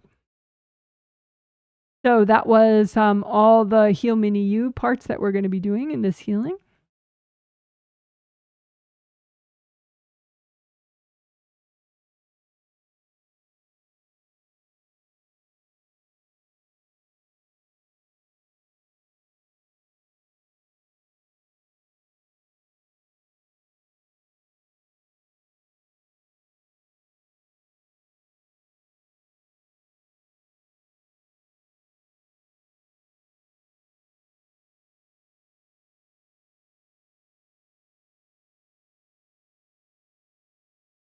So I had said we were going to be doing this on and off during this healing, not just at the end.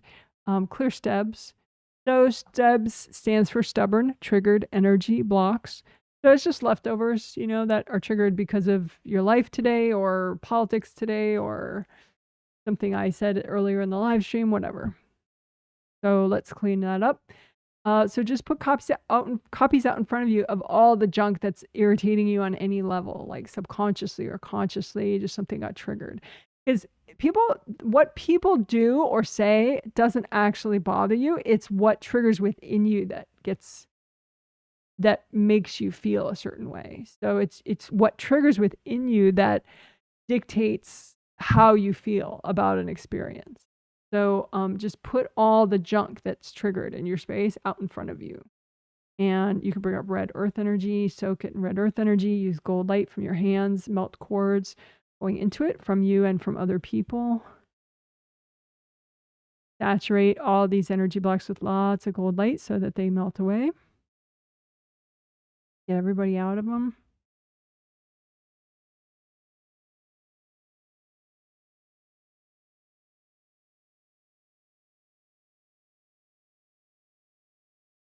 All right. Good job. Good job. Woohoo.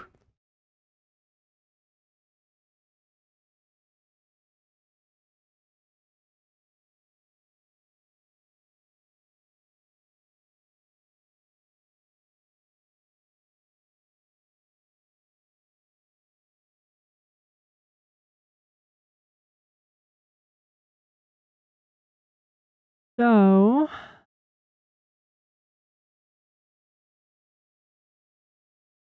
I'm in the mood for a different backdrop.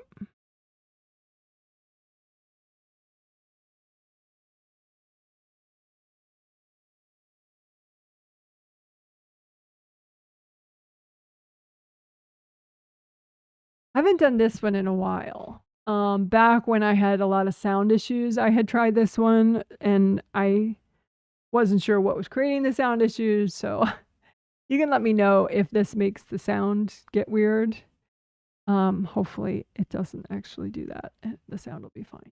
But we'll see. I do like this background, so hopefully it's fine. We'll see.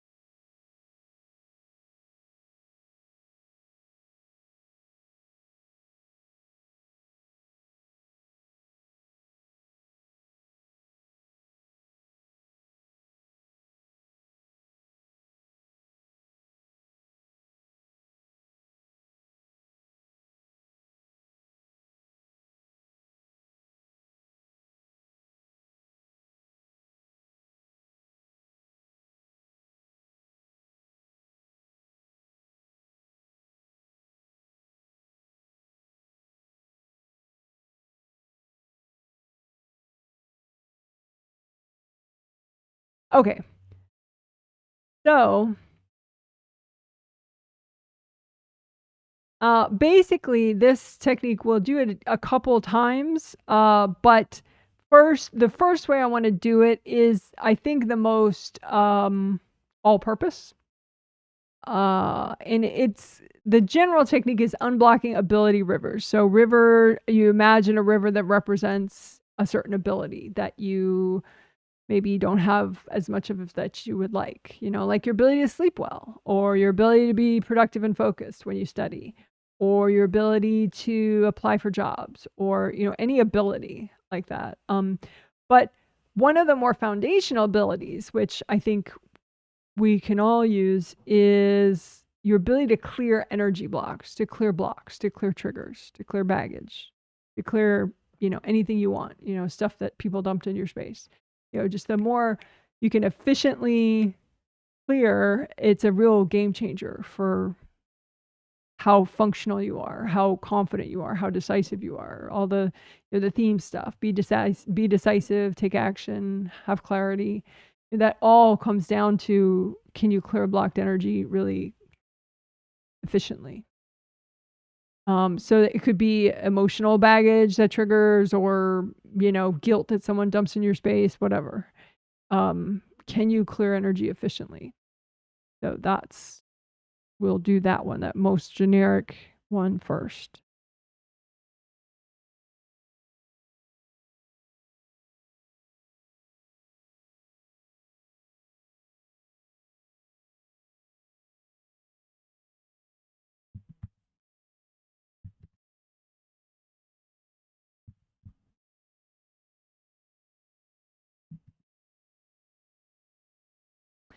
So H and G, I just stuck in there as a little reminder, healthy and gentle. You want to be efficient, but you want to do what's healthy and gentle, because otherwise, you could be giving yourself more drama, not less. So anyway, let's do it. So imagine a river that represents your ability to clear blocks, clear blocked energy. So it could be old triggered baggage of yours. It could be stuff people dump in your space. Doesn't matter. Just your ability to clear blocks efficiently, right? And so that's what this river represents. And what does it look like? How is your ability to clear blocks efficiently? Efficiently meaning you don't require 15 hours of sleep, or you don't require 2 days of watching nonsense TV shows so that you can process, efficiently, time efficient, money efficient, right? So this river represents your ability to efficiently clear blocks, process energy, right? And just how blocked is this river? And whatever it is, don't get stuck like, oh my God, it's so ruined.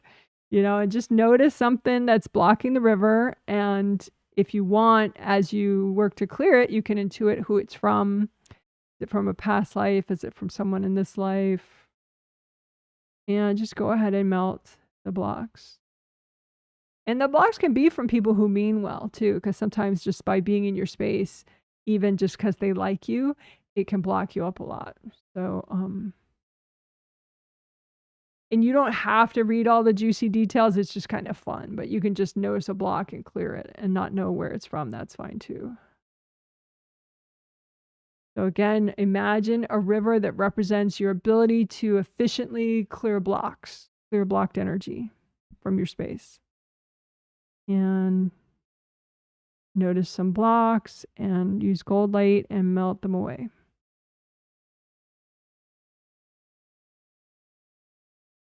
You can notice if there are any invasive beings affecting your ability to clear blocks. Notice them as, white snowballs or spinny tornadoes, whatever, and just gather them up and lift them out. Angels, can you recycle all that? You don't like gathering them up. If that freaks you out, just point and say, angels, can you recycle all those invasive beings?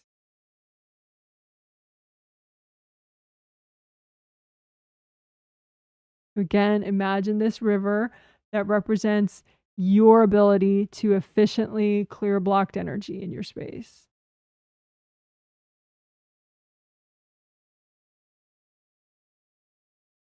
And notice something. You can notice some, notice the flow too. I mean, there probably is some flow. So notice the parts that are flowing. Pat yourself on the back for the parts that are flowing. Great job, me. Right? And then find some blocked parts and just you read the juicy details if you want as you're melting the blocks away.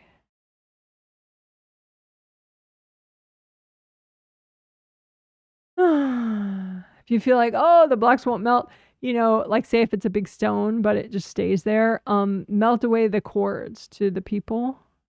And you can say, angels, if there are any invasive beings hooked into this, can you recycle them? And usually then it'll melt really quickly. If you've melted away all the people, you've had the angels recycle the invasive beings, it'll just melt away after that. So again, gold light through this river that represents your ability to clear energy efficiently.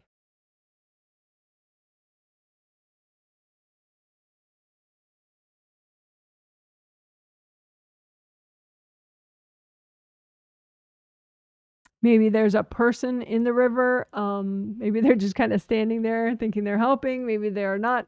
They know they're not helping, but just you can surround them in gold light, lift them out, give them to the angels. Angels, here you go. Maybe you have like a roof over the river that makes it less sunny, makes it more like doomy, gloomy. So just use a lot of gold light. And you can notice who the roof is from, the doomy, gloomy roof over your river if you have one. Notice who it's from. Melt the cords from anybody. You can say, angels, if there are any invasive beings hooked into this, can you recycle them? And then just melt any sort of roof that's making your energy clearing river seem negative.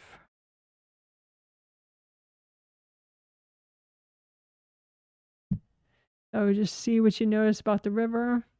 And if it doesn't have a lot of energy, like look early on in the river, maybe it's blocked up right near the beginning. So find the blocks there. Use a lot of gold light to melt them away.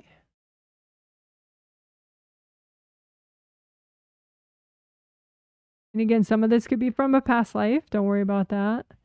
But just take your time. Lots of gold light.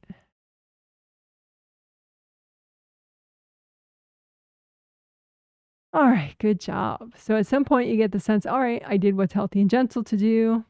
Yay me, good job me. All right.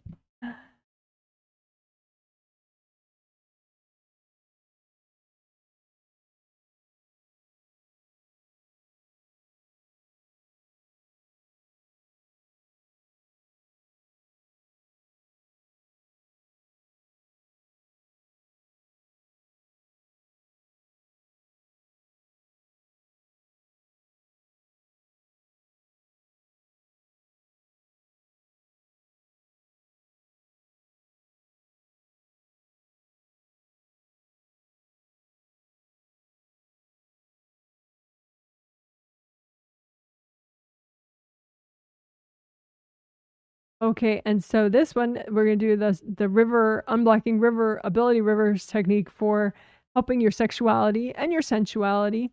So, you know, like enjoyment of food, enjoyment of music, that could be sensuality a little bit more than sexuality, depending on, you know, if you like some romantic music or sexy music, it might be sexuality too. But anyway, so this is just to unblock to the point where you can enjoy to the level that's what you want, your sexuality and your sensuality.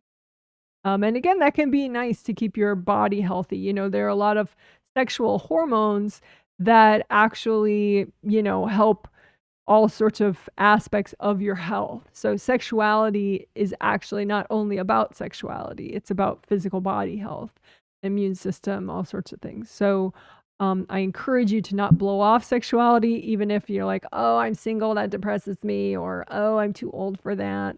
You know, your body, you still have a physical body. And if you still have a physical body, then those sexual hormones can help you in other ways that are important to your physical wellness and even your emotional, mental existence in this lifetime.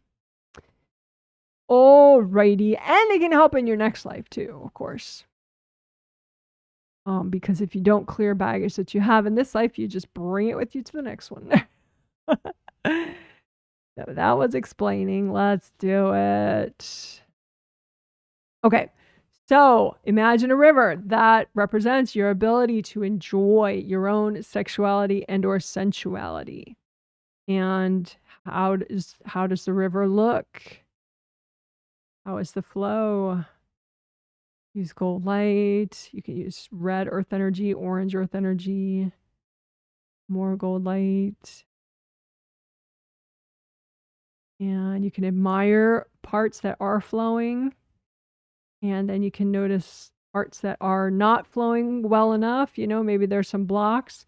And use a lot of gold light, melt cords from whoever's corded to it. You could say, angels, can you please recycle any invasive beings hooked into this stuff? And you can read some juicy details as you're melting it away if you want, like who is it from, this life or a past life. But the reading stuff is optional. Melt the blocks. so that the river is stronger and has better flow. So again, this is you're clearing what's healthy and gentle to clear right now for you personally. What is healthy and gentle for you to clear as far as enjoying your sexuality and your sensuality? Which just includes, blood flow to your sexual parts of your body, hormones that your body depends on for health. Right? So just take a look at your river and find some blocks that are healthy and gentle to clear and melt those blocks. Read the juicy details if you want as you're doing it.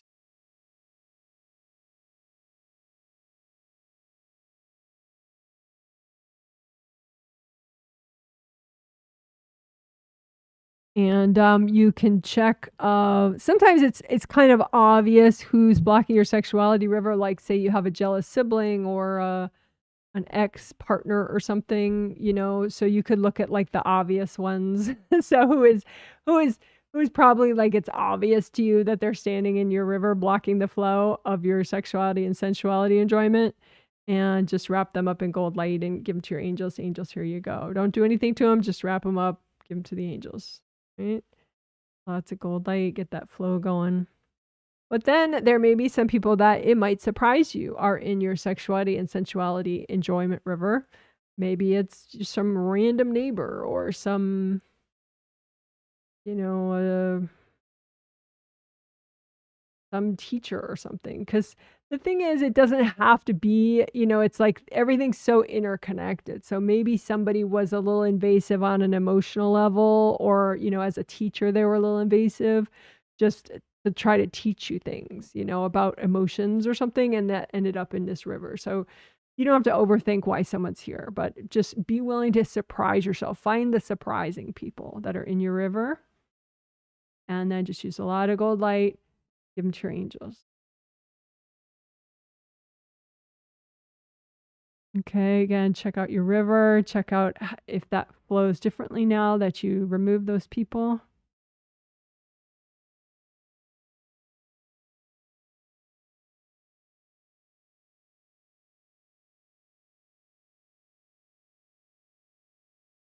You could have people that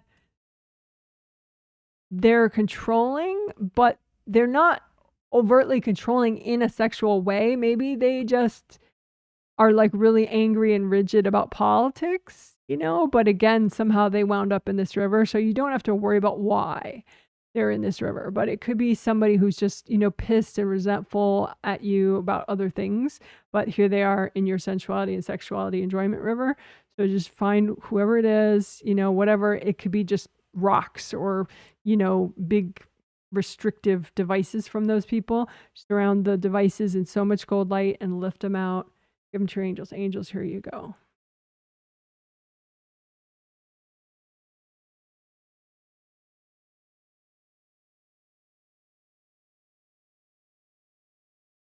And you could have just family members that are restrictive in this way. But again, they're not actually trying to be restrictive in this way. It's just sort of, people are kind of clumsy when they're invasive. They don't know what they're blocking you up about necessarily. So just find some invasive people that wound up blocking this river and just imagine their energy as objects if you want. And just surround the objects in gold light, lift them out, give them to the angels. Angels, here you go. And if it makes, because like it's not healthy to get caught up in like resenting those people.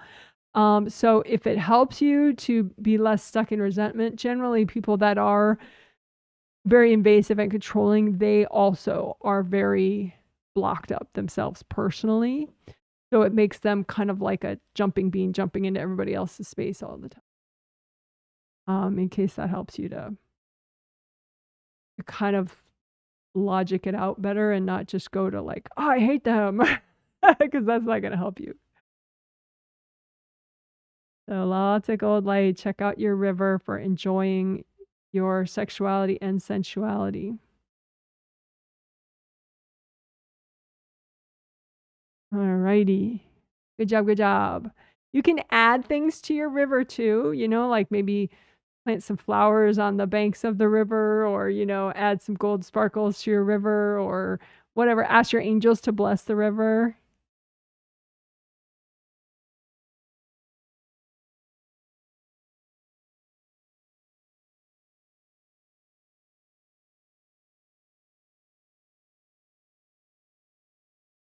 All right, great job. Woohoo! Good job, good job, good job. Yay! Great job.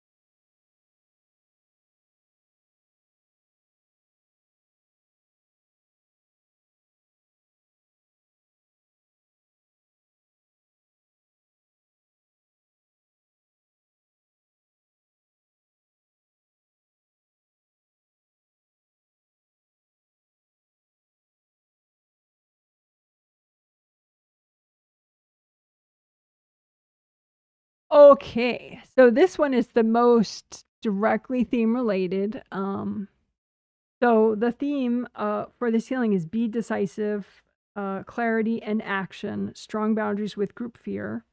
That was the pre-announced theme of this healing. So this one, we're going to imagine a river. So go ahead and imagine a river that represents your decisiveness, your clarity, your ability to take action, and your courage, right? Your ability to not get stuck in fear, to not match group fear, right? So courage, decisiveness, clarity, action. So imagine one river that represents all those abilities of yours. And then go ahead and unblock it and heal it and nourish it with gold light from your hands. And you can admire parts of it that are flowing.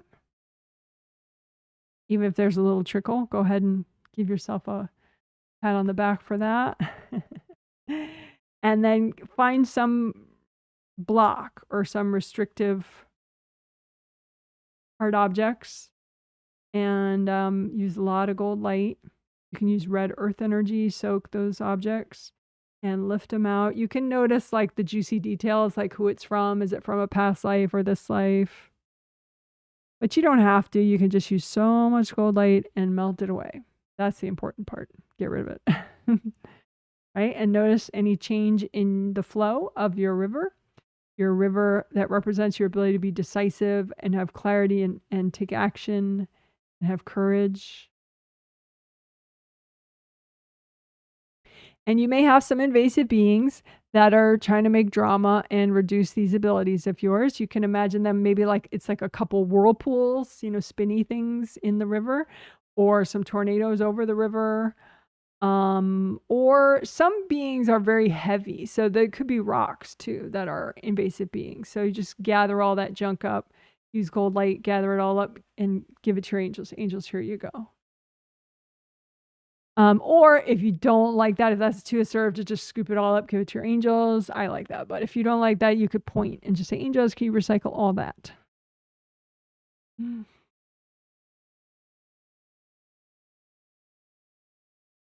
So then notice if there's any change in your river after you did that. And again, you're imagining your river that represents your ability right now to be decisive, have clarity, take action, and have courage. All right, notice the part of it that is flowing. Give yourself a pat on the back for that part. Go you. And then notice some blocks that are healthy and gentle to clear.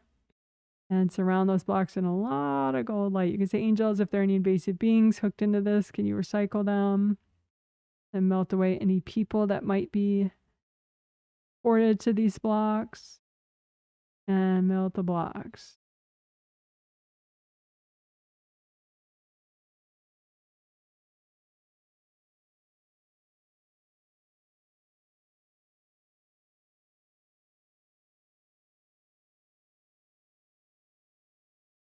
So again, you can add to this river that represents all this stuff for you.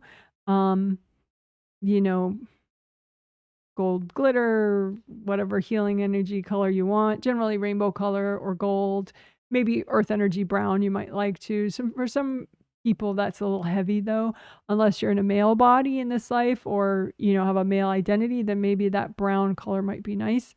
But otherwise, rainbow colors and gold would probably feel the best. Help you to be present.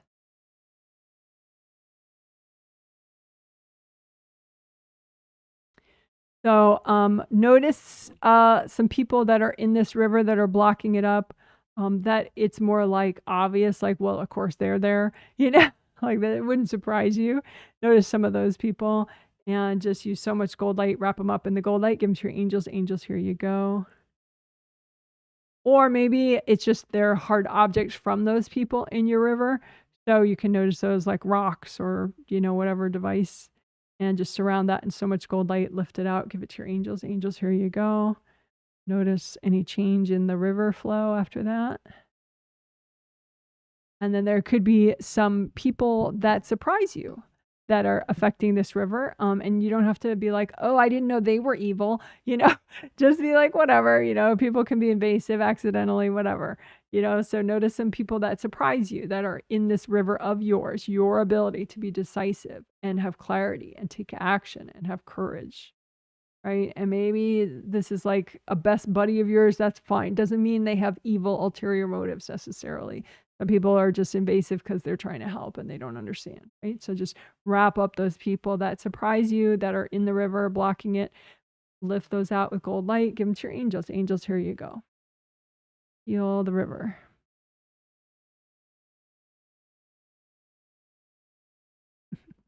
I had used a term late last year, crappy presents.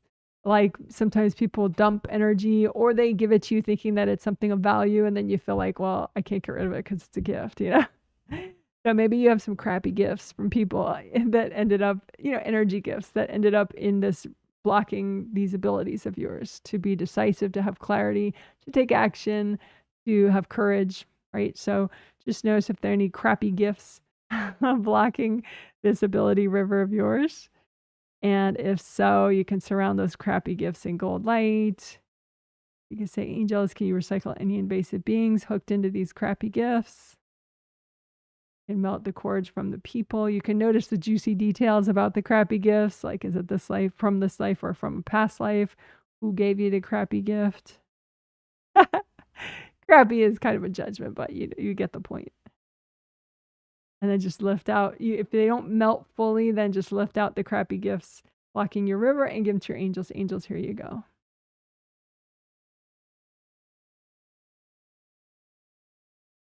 All right. Good job. Woohoo. Yay. Good job. Good job. So that was unblocking a river that represents your ability right now to have decisiveness, clarity, action, and courage. Woo-hoo-hoo.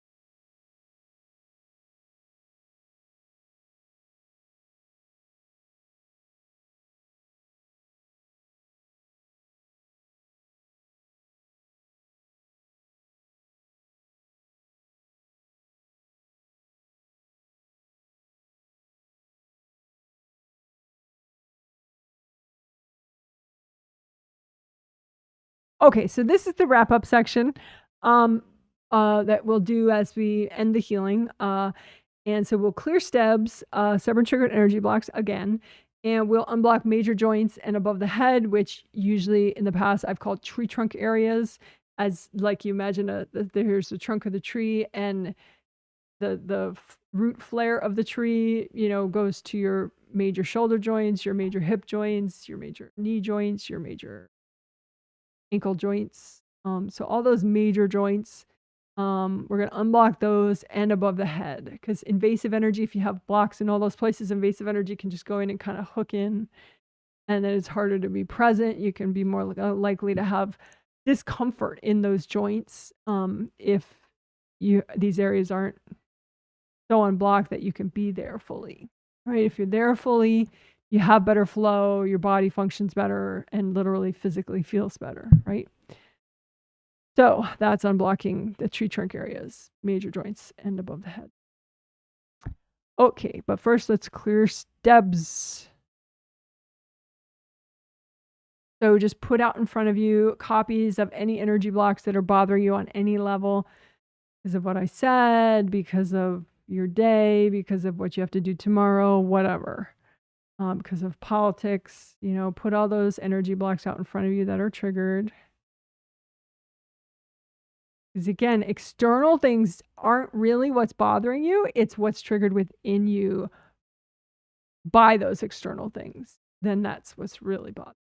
So just line up all that's triggered within you, that's bugging you, and just use cold light and melt it away. Where are your triggers?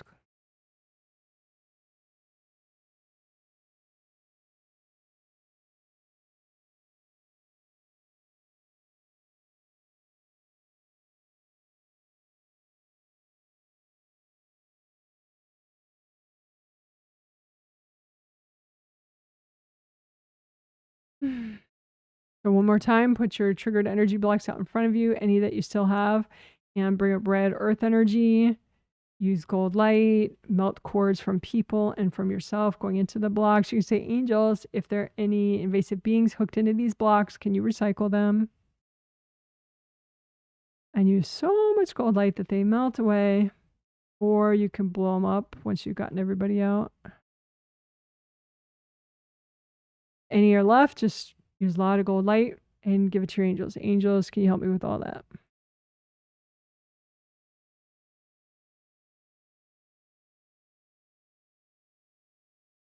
Okay, so now we did the STEBs, so now we'll do the rest of that I wrote out. Unblock major joints above the head, which is tree trunk areas, major joints and above the head, which I call tree trunk areas. Okay, so that part, right? So above the head and then all the major joints. So including wrists. I didn't mention wrists and elbows. They're good too. Shoulders, hips, knees, ankles. Okay, so I'm gonna just bounce around, do all that. So use gold light from your hands, unblock above your head, unblock all your major joints. A lot of times, if you're feeling discomfort in any of these places, I mean, yes, you could have physical issues. Maybe you need to change your eating, what you're eating. Maybe you need to stretch more often. Maybe you need to go to a chiropractor. Maybe you need a massage. But also, to do the energy aspect of it, you can unblock these areas and just keep track of, like, is it just you in these areas, or is there invasive energy also? And if you unblock enough and ask your angels to recycle those invasive energies coming through, then it can help.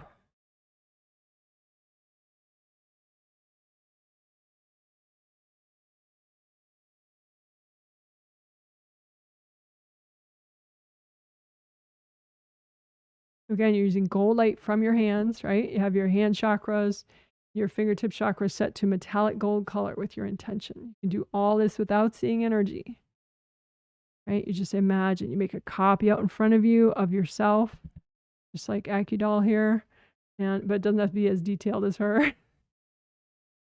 And just unblock above the head. And you can imagine, okay, if there are any invasive beings coming through to your tree trunk areas from up here, the angels, can you recycle all those invasive beings?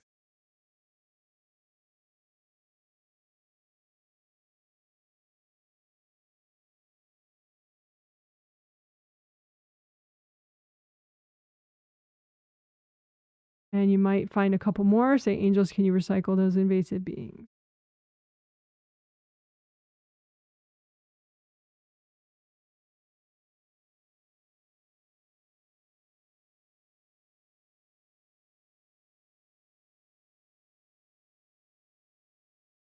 Remember, you're the giant being. You're the one that manifested a physical body. You're a human being spirit. So you're like the big boy or the big girl on the block. These are just little pesky things, but they can get in the way. So it's good to ask your angels to recycle them. But it's not necessary to get some big phobias about them. And no, they don't have like super intelligence and everything. They're just pesky little things trying to screw with you and take energy.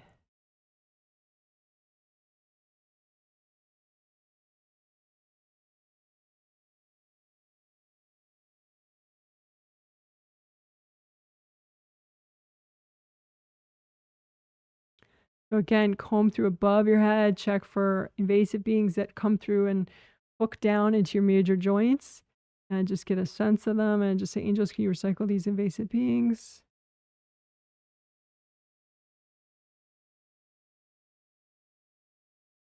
And you may have to ask a couple times because each time your angels recycle more, but they don't want to overdo it. They want to recycle enough that you can then move in and then you can find more and ask again. Find some more above your head in just invasive energy coming through down into your major joints. Gather up the invasive energy. Just say, angels, can you recycle these invasive beings? And yes, it could also be invasive people.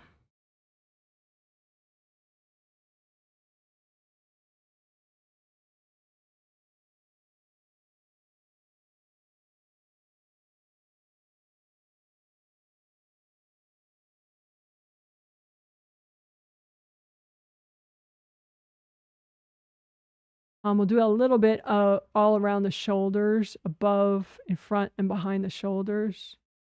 Extra like tree trunk energy that's coming down to mess with your shoulders or around your shoulders.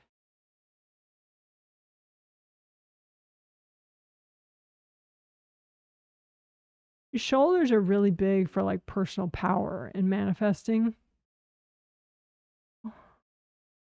And check above your head if there's any invasive energy coming through to kind of anchor in or around your shoulders. And just drag it out, give it to your angels. Angels, here you go. Drag it out, give it to your angels. Angels, here you go. You can do, to wrap up, we could do like a tricolor earth energy soak, which there is a separate video on that. I think it's like a 5-minute video. Tricolor earth energy soak. If you search for that with my name, Janet Wright, you'll find it. But anyway, redo your grounding. We're about to do it now. So redo your grounding. Make it red. Both your groundings red, nice and wide, red all the way down to the core of the earth. Use that like 2 red straws and bring up red earth energy up, up, up, up, up, up, up, up, up, up. Soak everything in red earth energy all the way up. Ooh, so your body, your spirit, your mind, your emotions, everything in red earth energy. Bring that back down to the level of your grounding, which I would suggest you have kind of a high grounding up to your 3rd chakra. Below your sternum bone, that's where your 3rd chakra is. So have your grounding up that high on a regular basis, because that gives extra support to your 3rd, 2nd, and 1st chakras. And then change your grounding colors to be orange, your favorite shade of orange. Bring up orange earth energy up, up, up, up, up, up, up through your groundings all the way up. Soak everything in orange earth energy. Find your nervous system, all your auras, your chakras, your meridians. Deep breath. Remind yourself it's okay to let go. It's okay to receive. Bring that down to the normal level of your grounding and set your grounding to be yellow, your favorite shade of yellow. Use it like big yellow straws. Bring up yellow earth energy from the core of the earth. Up, up, up, up, up, up, up, up, up, up, up, up, up, up. Look everything in yellow earth energy. Couple deep breaths. And you could leave that up. That's a one color earth energy soak. And then you could switch it to orange or red if you prefer and just leave it up. It's kind of nice. If you want, you could bring it back down to the level of your grounding and just leave it there. And, reset it to red or orange or yellow, whichever you prefer.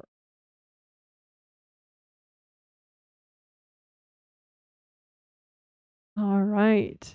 So great job. You're a rock star. That's a healing. Woo, woo, woo, woo, woo. Yay. Great job.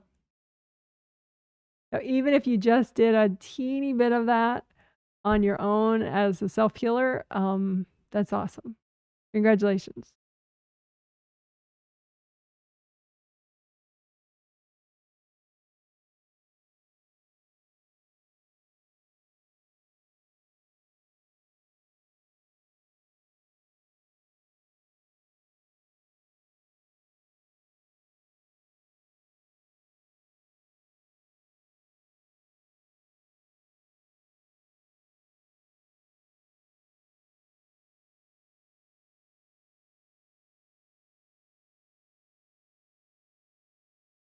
Okay, so before the somewhat brief Q&A that we'll do related to the healing topics and, follow-up questions to something I said, I'm going to take a quick bathroom break, and then I'm going to come back, turn the camera back on, and do just a teeny bit of stretching in case you are inspired to do some stretching of your own. Stretching is always a good thing, especially if you've been sitting for a while. Technically, I've been sitting for too long. Because I've been sitting for 2 hours and 19 minutes, so that's too long. I think my chiropractor says every half hour, ideally, you should get up and stretch. Or at least get up and walk around a little bit. Body's like motion. So I'm going to do some of that now. And I'll be back soon. You get rid of the camera so you can just enjoy the background when I'm not here. All right.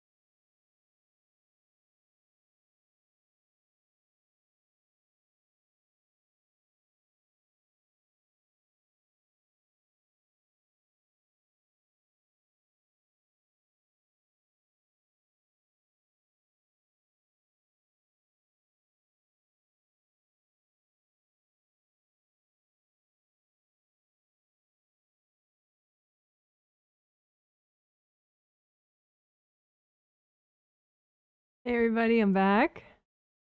Hope you had an awesome break. I'm going to do some quick stretching. And then we'll do the Q&A. So I am not an expert in stretching, and furthermore, everybody's body is different, even from one week to the next. So use your intuition on what stretches are healthy and gentle for you if you do want to do stretching.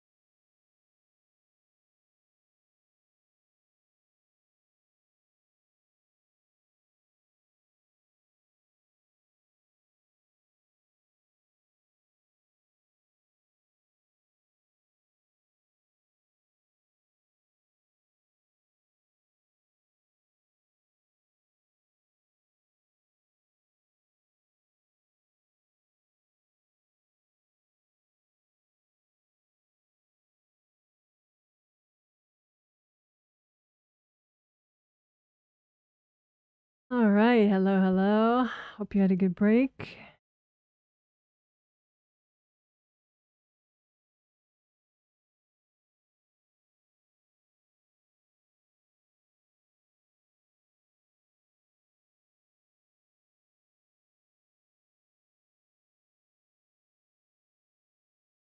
All righty, so I'm going to take a look at the things I haven't read yet.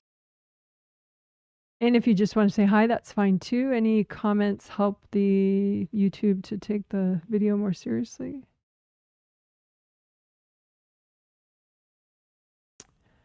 Let's see. This says the river stuff works super well for me. Oh, good. The river unblocking techniques we did today, and we do every now and then. Thanks for the emojis. User engagement. YouTube likes that. Someone says, I don't hear the sound of the ocean. I hear you. Yes, you're not supposed to hear the sound of the ocean. I have people that are very sensitive to sounds, so that could drive them up a wall to hear the ocean sounds. Like some people, they would love that, but then other people don't love it, and some people they would even have like a physical negative reaction to it. So I'm very careful with the sound. So generally, yeah, you won't hear a sound with a, even if there's a moving backdrop, I'll mute whatever sound that came with it if there is one. So yeah, as long as you hear me in an uninterrupted normal way, then that's what I'm aiming for. So thanks for the feedback. Someone says left side so blocked. Left, and I noticed that you said that during the river unblocking the river exercises in the second half of the healing, well, towards the end of the healing. Left side of the river, I think what you mean, or maybe you meant the left side of your body. Left side so blocked, leg muscles getting tight, invasive being in my head saying I'm exhausted, I'm fixing, recycling, all that. Good. Yeah, don't get shut down. Yeah, hopefully that what we did in the wrap up section with the tree trunk areas, unblocking that, hopefully that helped with that issue that you were having. Thanks for the emojis. Yes, flow makes us feel better in the body. Thank you. Yes. Yes, it's all about flow. Flow, flow, flow. Thank you, Janet. I really liked the sexuality work. Oh, good. I did too. It made me smile.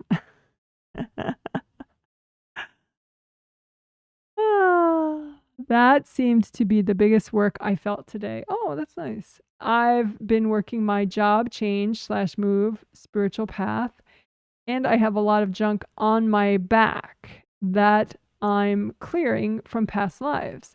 Seems like it is helping, but it also seems like I'm not moving forward too, also clearing in front of me. Am I reading that right? Oh, okay. So you're imagining yourself on your spiritual path, and it's a special spiritual path only to show you whatever's relevant to your job change move. Okay.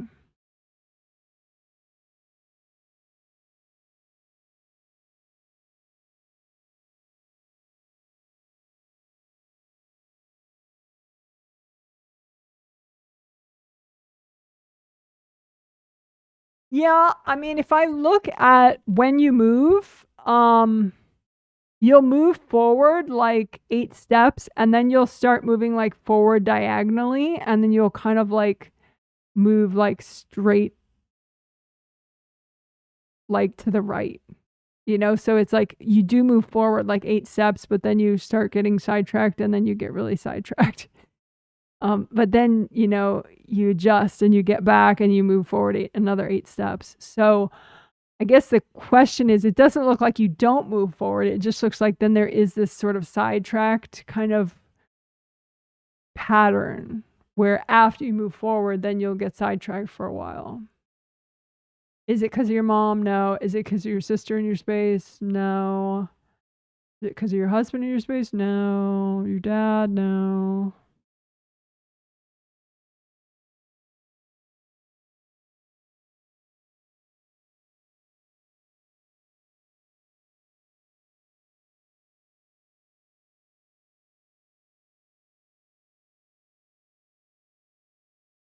I think tree trunk work could help with it. It doesn't seem to be a person. It's just like, you know, whatever. When you're trying to transform your life, it triggers a lot of stuff, you know, inner baggage. So I think, you know, it's just inner baggage that gets triggered, too much inner baggage gets triggered, and then, you know, it's too easy for invasive beings to come through all the tree trunk areas and just, you know, kind of derail you temporarily. So I would say try to up like the exercise, the stretching, and then the energy healing, unblocking the tree trunk areas. You know, but try to find some like physical behaviors that support the work as well, the moving forward work. You know, whether it could be something simple like doing 5 minutes of stretching before your breakfast every morning, or it could be, you know, giving yourself a little foot rub right before your lunch hour, or, you know, it could be small little things. It doesn't have to be like, oh, I need to change everything I do all day, you know. But it seems like there's some physical um body awareness, body care, taking, you know, physical exercise stuff that could help you stay in enough so that then you clear the blocks and don't get them triggered and sidetracked for a while.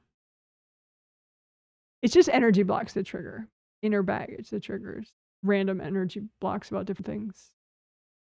But you do move forward. It's just, you know, after about 8 steps, and you're like, I'm gonna get stuck for a while now. So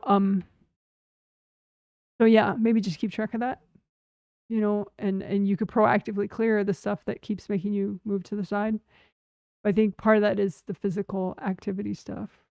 Because I think part of why you want to change your life and how you want to change your life does have to do with having a more physically active lifestyle. So you can kind of get a head start on it, and that'll just make the shift easier. Hope that makes sense. Righty.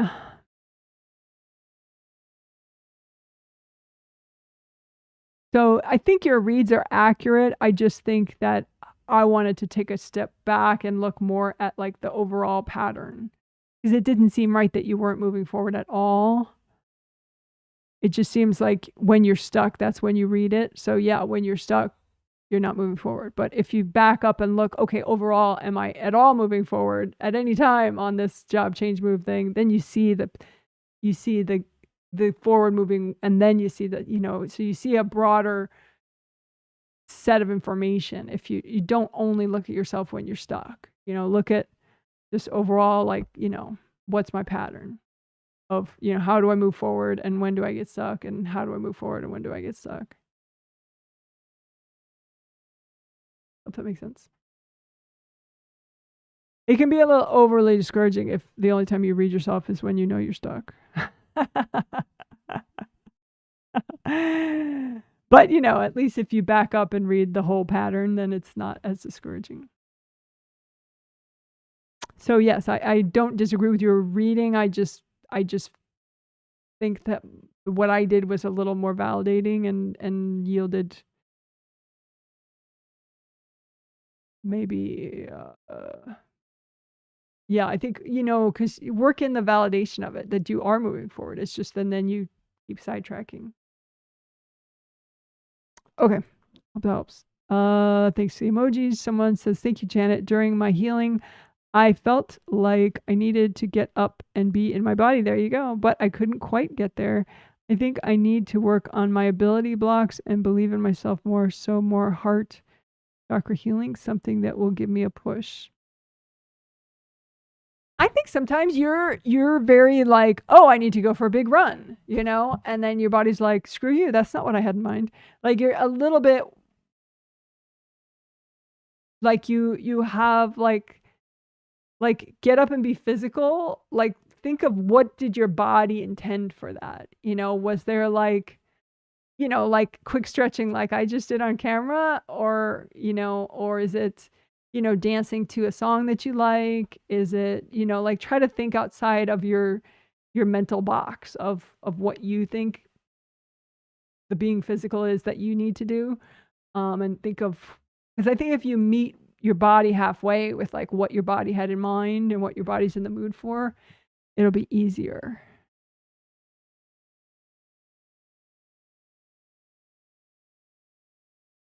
I hope that makes sense.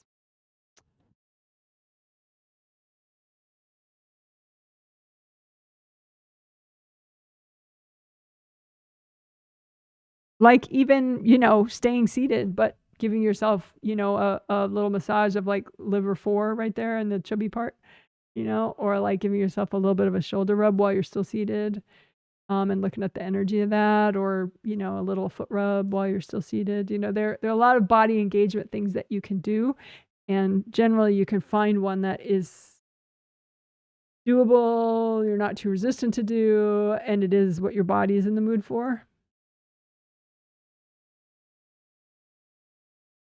Hope that makes sense.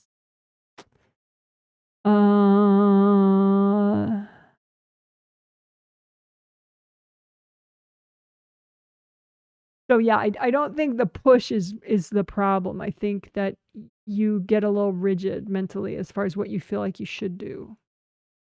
And then it doesn't fit with what your body wants to do and the rest of you as a spirit wants to do.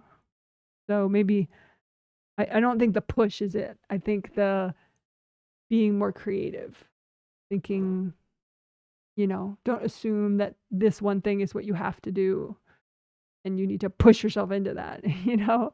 Be creative, do variety of things, try different things that might work for you right now. That idea. It says, thanks, Janet. I enjoyed it. Is it the best to use a stream, or could you see it as something else, like a hard energy block of something?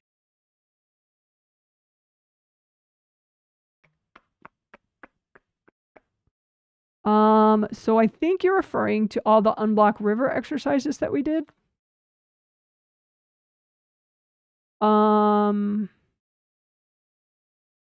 So you don't have to do any unblock river exercise. You could do them as like garden exercises or beach exercises or any visual thing. It's just a visual metaphor. But flow is important. So that's why I had favored the river exercise. I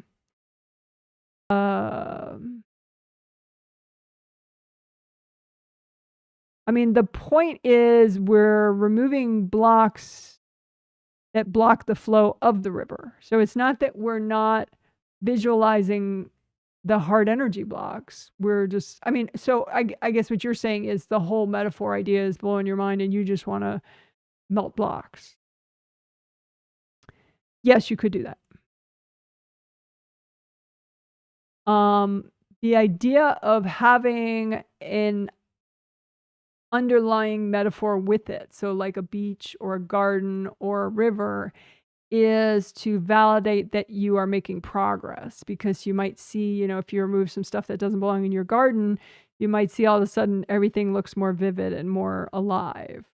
So it validates like, okay, it was a good thing I just did. You know, my mind is more vibrant now, you know, or the flow of my ability is stronger now. So it's a way, it's just an added thing. But if you are not a fan of it for one reason or another, it's of course not necessary. It's just possibly yeah, so you can ask your angels, if, because I mean sometimes you might be stuck because you have a being in your head and your being in your head doesn't want you to be validated, and so the being in your head makes you kind of like resist certain techniques. So you can use your intuition and or ask your angels, are you not liking a certain technique because of, you know, like a being or some avoidance internally, and so it's healthy for you to just keep trying with that technique or find a different version of it that works for you? Or is it just, you know, you just don't feel like it and you want to, you know, melt some blocks? And that's fine too, of course. The whole point is to just get unstuck and get your flow. So however you want to do that is great. So hope that answers your question. Someone says angels surprised us with the sub theme. Yes, of sexuality. Loved it as an add-on. I also enjoyed the soak, another way of giving to yourself. When you asked, are your Wei Qi auras scooped out? Surprisingly, I saw them scooped out. Yeah. Maybe the gallbladder ones? Maybe. That's the one. But yeah. Saturday we usually go out. I try to do prep work, ask angels to clean the place, clear any matching blocks with friends, but I got really beat up today. I tried to do the river, helped a bit. I lost my place. Helped a bit, but the damage was deeper and I couldn't get myself back up until the healing. I did yoga and stretching this morning, also listened to the live stream when driving. But what else can I do to get a quick fix? So we usually go out. So I would assume you're talking about like you and your spouse, or you and your spouse and your sons. And then it was a social event, probably, I guess.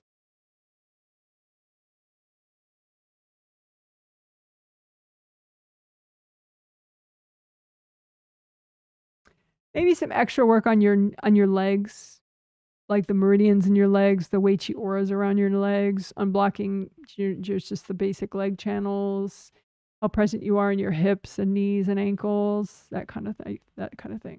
Foot rub, all that stuff, because it seems like you already did like proactive clearing for whatever social thing that you were going to need to do.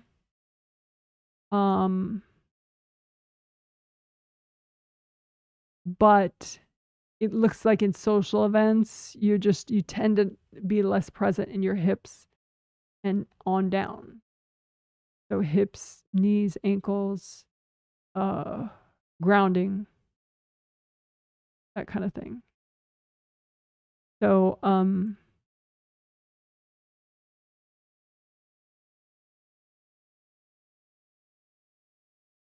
yeah. So maybe just, I think that's just an area that, where there's a lot of room for improvement is unblocking your hips, knees, and ankles. And grounding, sometimes you're really, really strong on. But there are certain situations in your life where you tend to have less strong grounding. And some of them tend to be when you're around all your family at once, including like social friends that your family has. So, yeah, I guess just more proactive working on lower body joints and grounding, unblocking.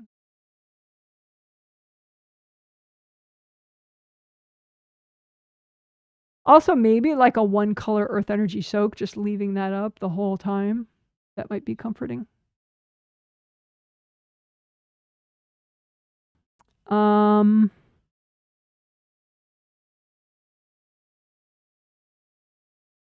yeah, that's more proactive stuff.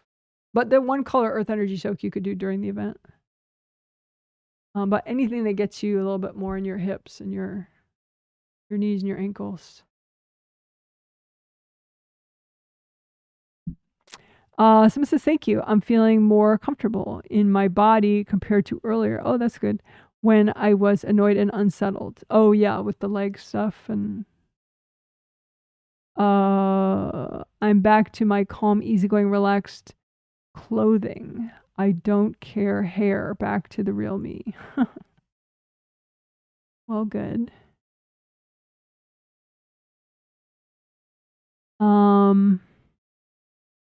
So probably also what we did in the wrap up the tree trunk areas helped, I would think, and you could do more of that on your own. The tree trunk work that we did in the wrap up section. Someone says I was still ruminating during the healing, but it was less. So meaning like mental distractions. I liked healing the ability of the river and removed boulders and beings. I added STEBs to clear intrusive thoughts in that part with blanket exercise. Barbed wire coils on my blanket to be melted away. That's cool. We'll keep at it. That's cool. It's nice to be creative and figure out different things you want to do.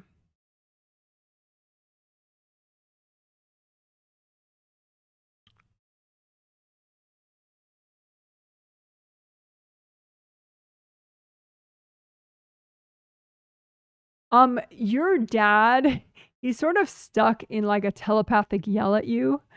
The person who says I was still ruminating during the healing, he's like, ah, and he's like right here in your fifth layer, like right in front of your telepathic mesh.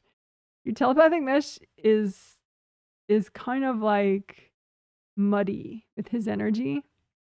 And then he's right there in your fifth layer going, ah.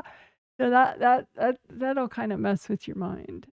Someone's yelling at you and they have some of their like piped into your mind. So yeah, maybe just, police your fifth layer a little bit more, melt him away from your telepathic mesh. Because your telepathic mesh, that's kind of like your inner microphone system in your mind, so that the gold mesh in the front of your fifth layer of your physical and astral body auras, really. But yeah, if you have that level of mental distraction, even if you're getting a healing, someone's probably screaming at you. So you just see, is anybody in your space like that, or, how's your telepathic mesh, how's your fifth layer, how's your fifth chakra, and just detach from everybody. See if you can get your inner silence going. And that's a nice thing. You could practice that all the time, really, your inner silence. That might be good to practice that way proactively. You're kind of building up your ability to maintain and restore your inner peace whenever you need it. Because it's like the cousin of focus and studying is to be able to have that inner silence so that you can think clearly, right? Clearly enough to memorize facts and recall what you've memorized. Yeah, you have to have a lot of inner peace to be able to do that properly. So hope that makes sense. So you could proactively work your fifth layer, fifth telepathic mesh, fifth chakras, and inner peace. Anything that helps your inner peace. You know, you can do blanket exercise, put on the blanket anything that's in the way of your inner peace and your focus. And that way you can work it whenever, you know, when you're trying to go to sleep, just whenever, you know, just monitor your inner peace. How is it? Hope that helps. Someone says, I was reporting back about the sound because you asked Janet. Yes. Yes. I know. That's why you, thank you. I appreciate that. Someone says, I think that I can move to California before I find a job. It seems middle of the year feels right. I would like to move in with a woman I knew from past job. Oh, and you mentioned her initials. I think it would be good for us both. Well, I think those are several questions, and you could run each of those by your angels and journal about it and see over time, like ask your angels each one of those things. You know, A, the move first before you have a job lined up. B, the, you know, living with this person. You know, C, when to move. You know, those are all different questions that your angels might have a lot of feedback for you on. So, you know, take your time and you know, measure each one, your own intuition and what your angels say, what you feel like they're saying to you about each one of those things.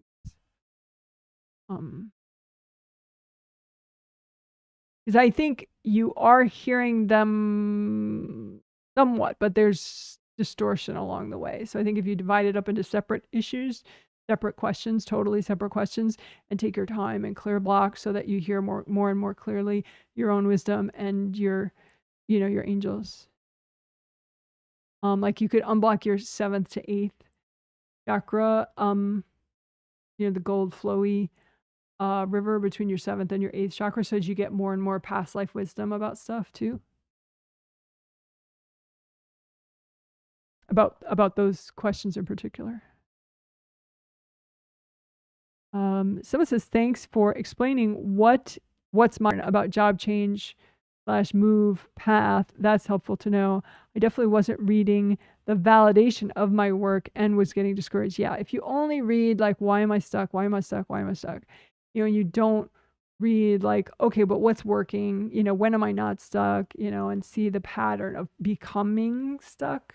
You know, and here I'm fine, here I'm becoming stuck, and then it happens again. I'm fine, and then I'm becoming. It is more balanced and less of a downer and more educational. Because then you realize, oh, okay, I'm not 100% stuck all the time, which you kind of know, but you're kind of giving yourself that false impression if all you read is the time that you are stuck. So yeah, good. I'm glad that helps. Someone says, thank you for the feedback. My eldest son, you mentioned his initials, thank you, saw me watching the live stream and asked me to tell you he said hi. Oh, isn't that adorable? Well, let's see. Is there a graphic that he would like? How about we show him? Would he like that one with the exploding stuff? Let me see. Where is that one? Exploding stuff.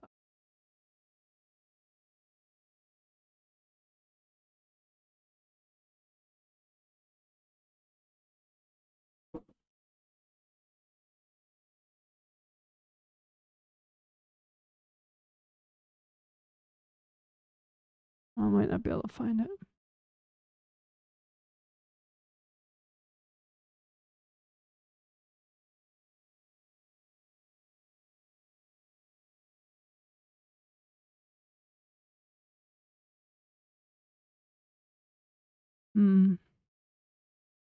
Oh, well.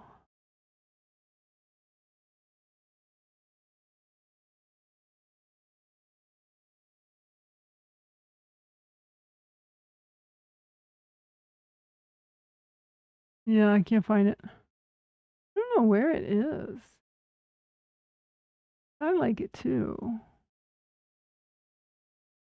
The lady with all the, when she explodes all the energy blocks all at once.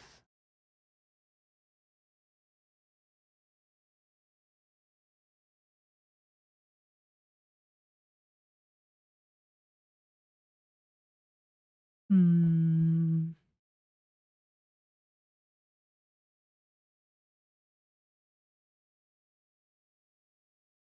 Oh, well.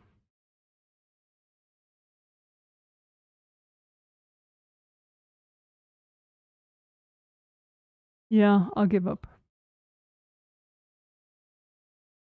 But anyway, you can, this is me saying hi to him. What else would he like? I don't know what he likes. I wanted to show the exploding black lady, but I'll find her for next time.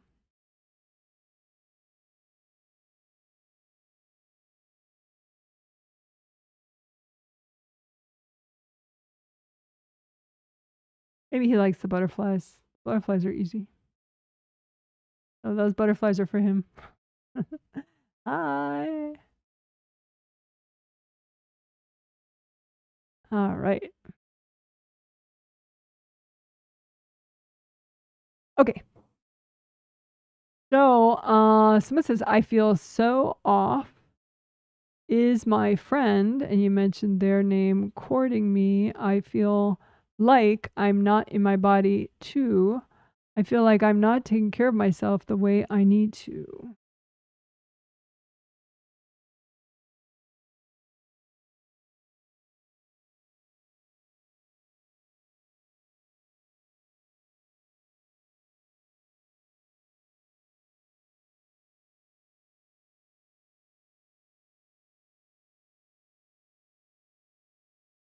No, it's not the friend you mentioned.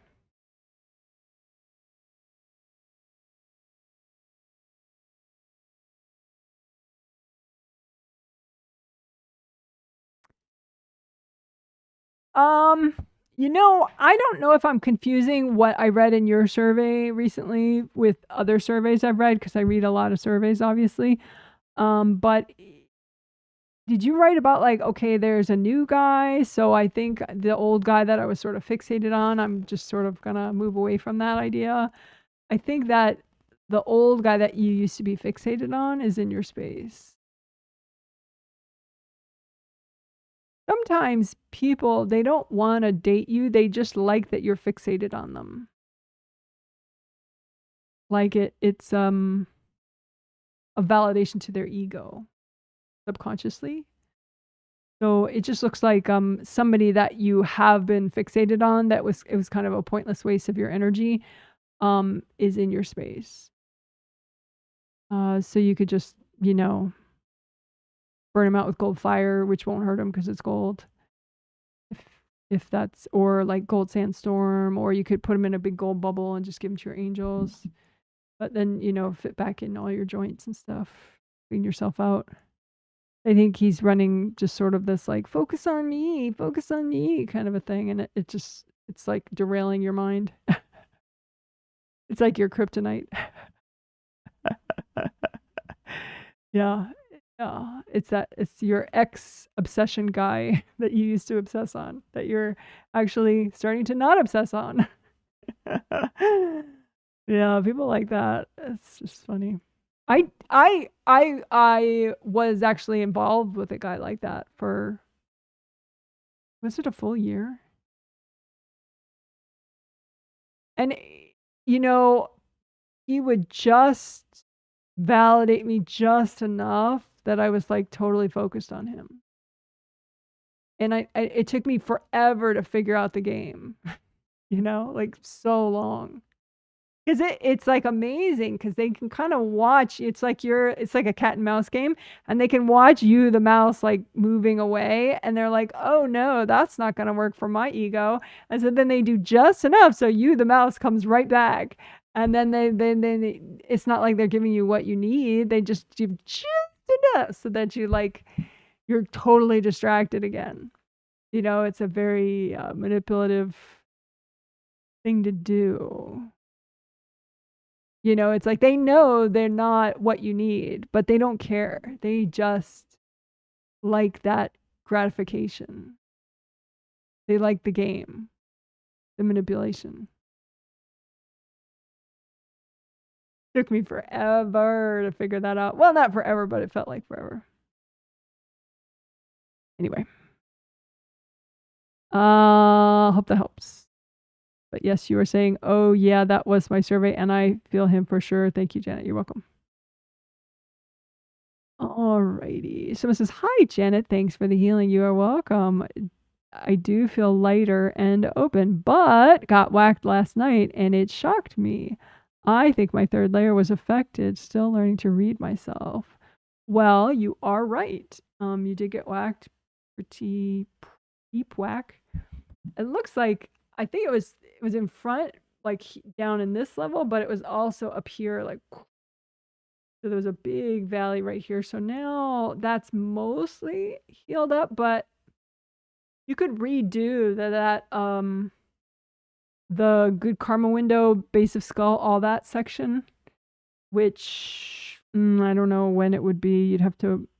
You could just scroll through though, because it'll show like the base of skull diagram. I mean, if you need the walkthrough, just scroll back in the healing until you see that diagram. And it says good karma window, base of skull, points, 5 auras. And do that again. Because I think that, and you could do the tummy meridian stuff again too.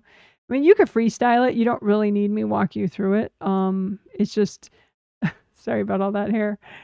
But you can imagine those meridians and then all those auras in front there, and just heal that, in front of your tummy and behind your head. Just a little bit extra. Just it's like in front of the tummy, there's no damaged auras anymore, but there's still like chunks of energy blocks. And then behind your head, there's 1 or 2 auras that are a little bit damaged. Not like before, but a little bit. So you could do back here, just a little extra aura repair back there, and then just a lot of unblocking, just to kind of detox from the how beat up you got.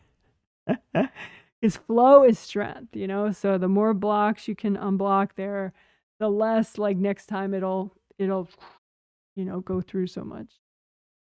I hope that helps.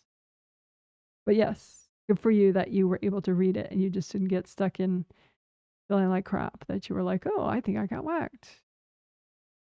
Good for you. That's nice. Someone says energy block explosion. Yes. Yeah, I have a really cool graphic about that from it worked. It's based on this old Marvel show that used to be on, I guess, on TV, Agents of S.H.I.E.L.D. But I can't find the graphic right now, and I'll waste too much time looking, of course. So, but anyway, I'll find that for later. Oh, I did want to make one announcement. Since I have no more comments to read. Let's see. Okay, so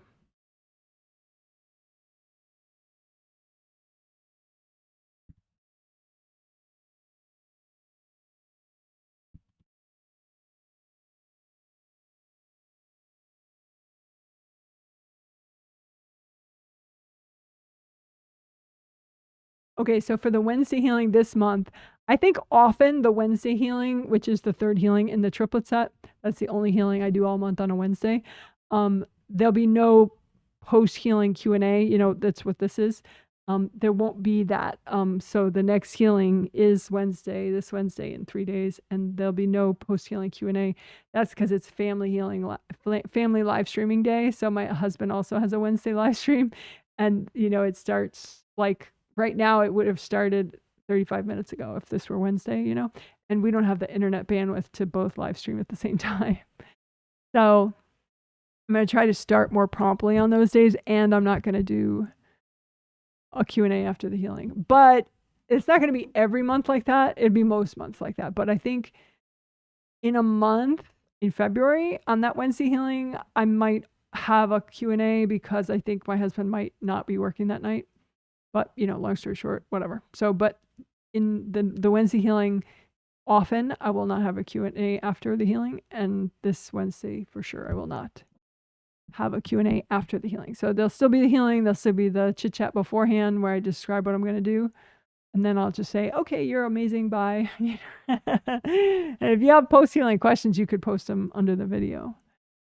I hope that makes sense. See what else.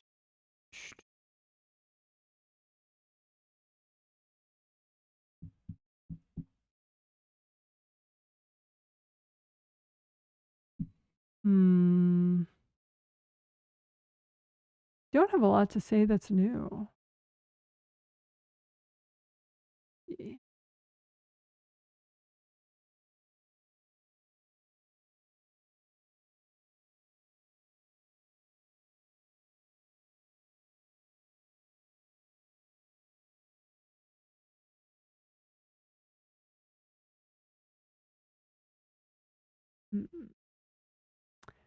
Someone says, question, do you do walking meditation and or walking for exercise? Yes, I do. I have a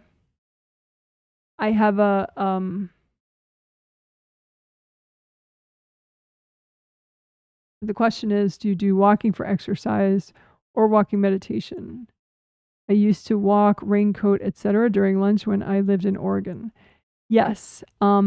I do outdoor walking sometimes, and I do indoor walking in general much more often indoor walking, just because I have a treadmill, like an under the desk treadmill and a standing desk, so I can work or watch music videos or whatever I want while I'm on the treadmill.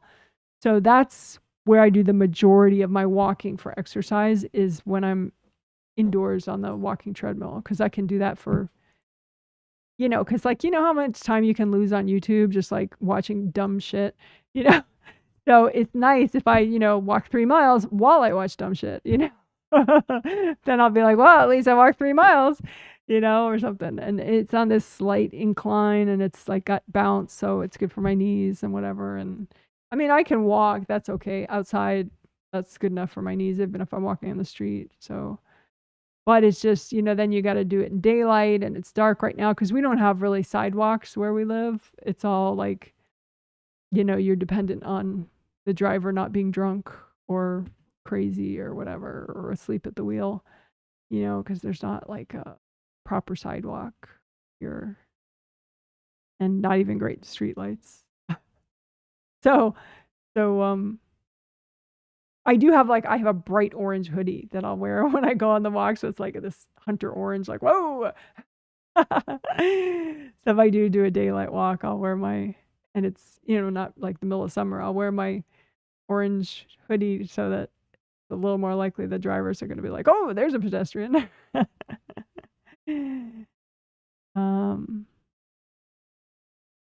But yeah, I do like the treadmill and the standing desk thing. I've had that for maybe a year now, and that's been a really great thing. I mean, there's always, I could use it more than I do, but I still use it to a point where I'm kind of proud of myself for that. So, yay me. Because it adds up, even if you're just walking. I mean, you adjust the speed of how fast you're walking, but it really does add up, and even if I'm working, I don't always do it when I'm working, but if I do, because I get caught up in trying to, oh, I got to finish this, I got to finish that, I got to finish this. And then an hour and a half went by. And if I'm walking the whole time, I just walked 4.5 miles, and that's amazing. I'm like, yay, me. So it's kind of interesting.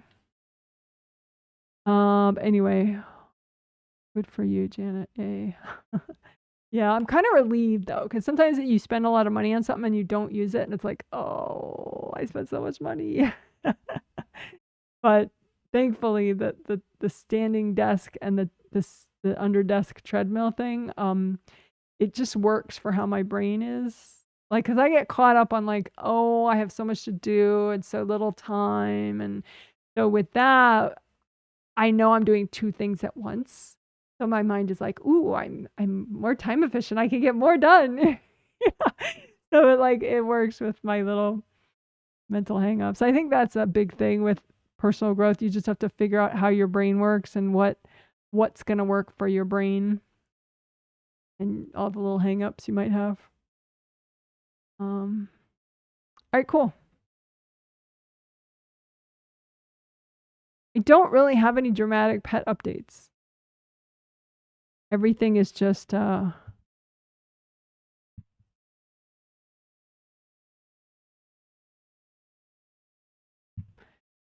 it's just boring with the pets, but that's perfect. Like as a pet owner, you know, you always want like nice boredom. You know? Nobody's freaking out, no seizures, no, you know, drama. Boo Boo Kitty she did accidentally come out for breakfast, which she's supposed to eat breakfast in her room, and then the kitten eats breakfast here, and then our dog eats breakfast there, and so that way like the kitten doesn't steal her food and chase her. But she comes out for dinner when the kitten is in this crate. Like it's all wire, so he can see out of it, but he's in his crate, and he eats his dinners in there, so she can come out and she eats her dinner out and about, you know. Maybe she thought it was dinner, like she got confused, so she came out like to eat breakfast, and like she started getting chased and a little bit of drama.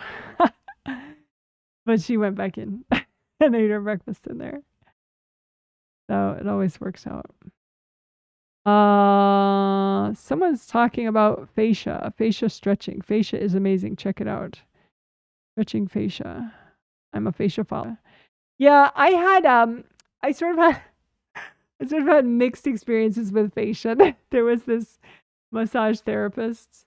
I guess fascia is like, you know, connective stuff that's under your skin, and there was this massage therapist that did fascia work, but it was particularly unpleasant for me. It was, I think, like I'm a sexual abuse survivor, and I've worked through a lot of that, you know, but having a male massage therapist is still, you know, it's not as easy for me as to have a female massage therapist because I was sexually abused by males, right?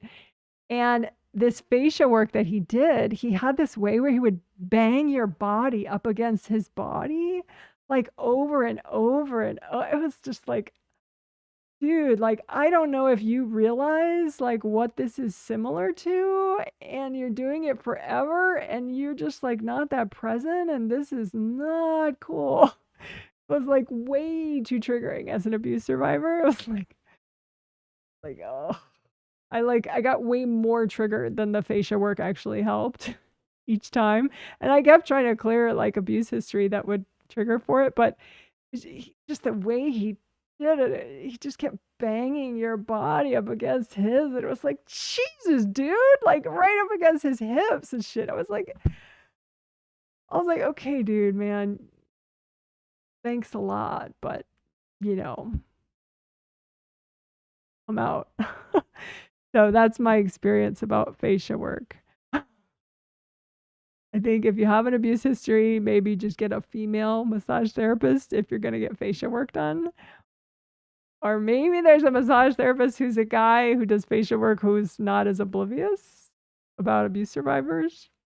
Because I told him I have an abuse history and stuff, but didn't register with him, I think.